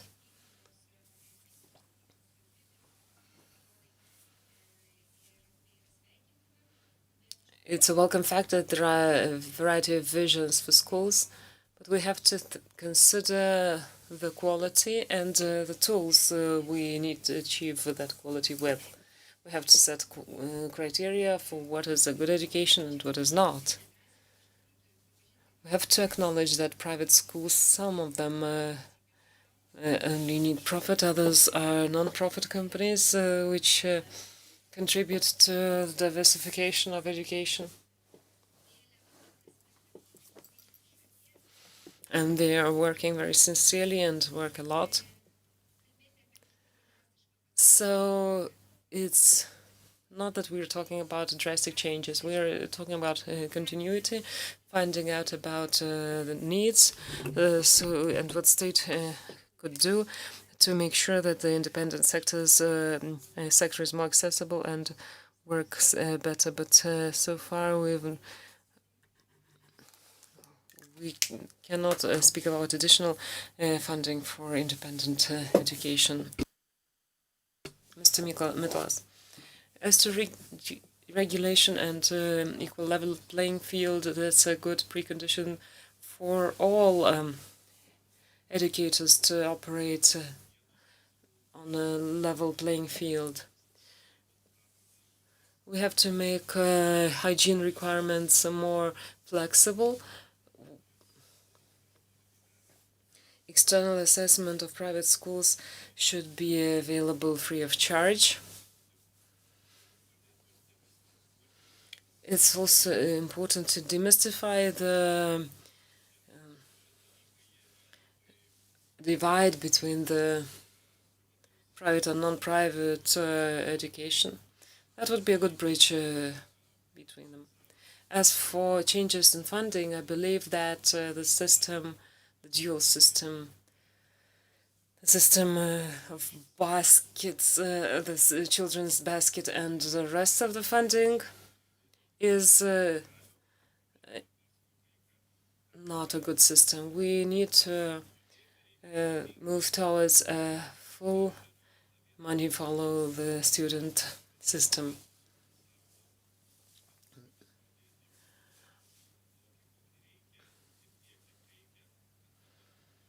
Education funding should include all the funding for the infrastructure and curriculum, and at this important juncture in time, this is very important.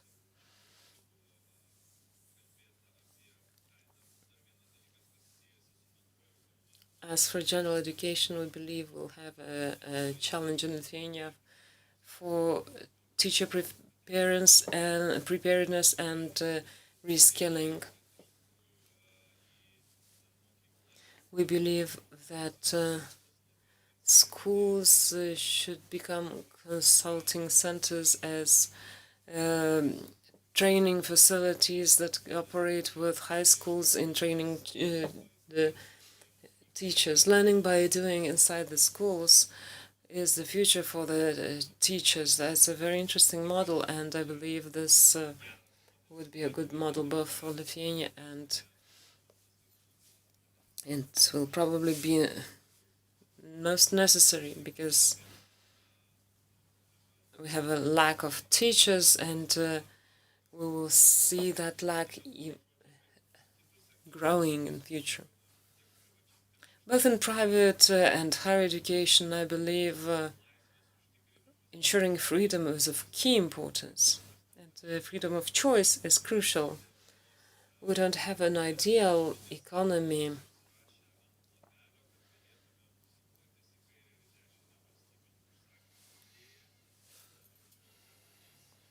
we are not speaking about a public or state order for the teachers. No, I don't believe there will be any in future. So in the funding system, we need to ensure free choice for the school leavers, and we need to ensure freedom of choice for pupils. We need to ensure freedom for schools to be established and to exist, both physically and in virtual terms, online. I believe after the lockdown, we've seen clearly that some state regulation forces us to have private, or not necessarily private, but a physical facility to provide a service, but now we don't need that. We need to change this. We don't necessarily need a physical facility to provide a service. More so, since we are talking about higher education and upskilling. This is a great topic. We don't have much time anymore. So before we end, I would like to ask each of you to answer the question for the debate. What is the role of independent education in Lithuania's education system? Madam Targamadze, I know you are in a hurry. Could you please answer the first? First of all, I would like to highlight an important item. We don't have an education policy. That's the worst problem. At the dawn of our independence, we used to have an education policy. We don't have one now. As to the role of our independent schooling, there's a huge number of diversity of initiatives. There are various administrative models we can learn from independent education. But let us not pit independent education against the state education. We need to agree on the funding, on the training, and the training of teachers in particular. That's a field open for debate, and this kind of debate doesn't give any practical advantage. Madam Nielsen, well, non-state education is an important area which ensures diversity and opportunity for all. It meets the needs faster than the inert public public schooling. I firmly believe that without pitting the two systems against each other, we need to move onwards towards a single system where public education is helped by the independent education. We need to create equal opportunities for everyone to work and not to demonize one of the sectors against the background of the other. We should not say that any one sector is better than the other. We have to respect the better choices for our children, the increased quality of education, and a good basis, a better basis for the future of our country.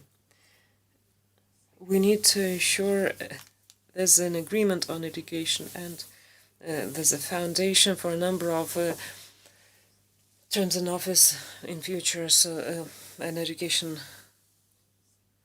program covers both state and non-state education sector. Madam Urmanene, well, we can do what we're already doing: increase access, reduce seclusion, engage children with special needs and children who have better quality capacity to learn into the education system. We are doing that well enough now. We need to continue, and we need more willingness to forge for compromise. Mr. Domėnas, my colleague Victoria was right. I agree with her. I believe that non-state education system is a laboratory of ideas and a place where standards are growing, and a sector that is best placed to flexibly react to the challenges we face.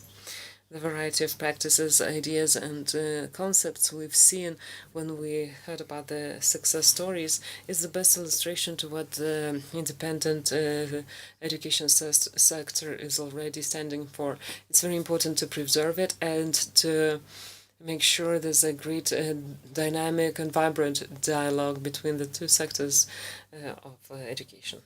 Mr. Midalas. Thank you. I believe that a level playing field is the keynote motive here. Today, unfortunately, sometimes education is politicized and the private sector is politicized. We need people who speak out clearly on the use of the private sector for Lithuania and its people. We need more people like this in all state institutions. Thank you. I thank everyone, all the politicians and everyone who viewed the debate. I hope to see you next time. Thank you.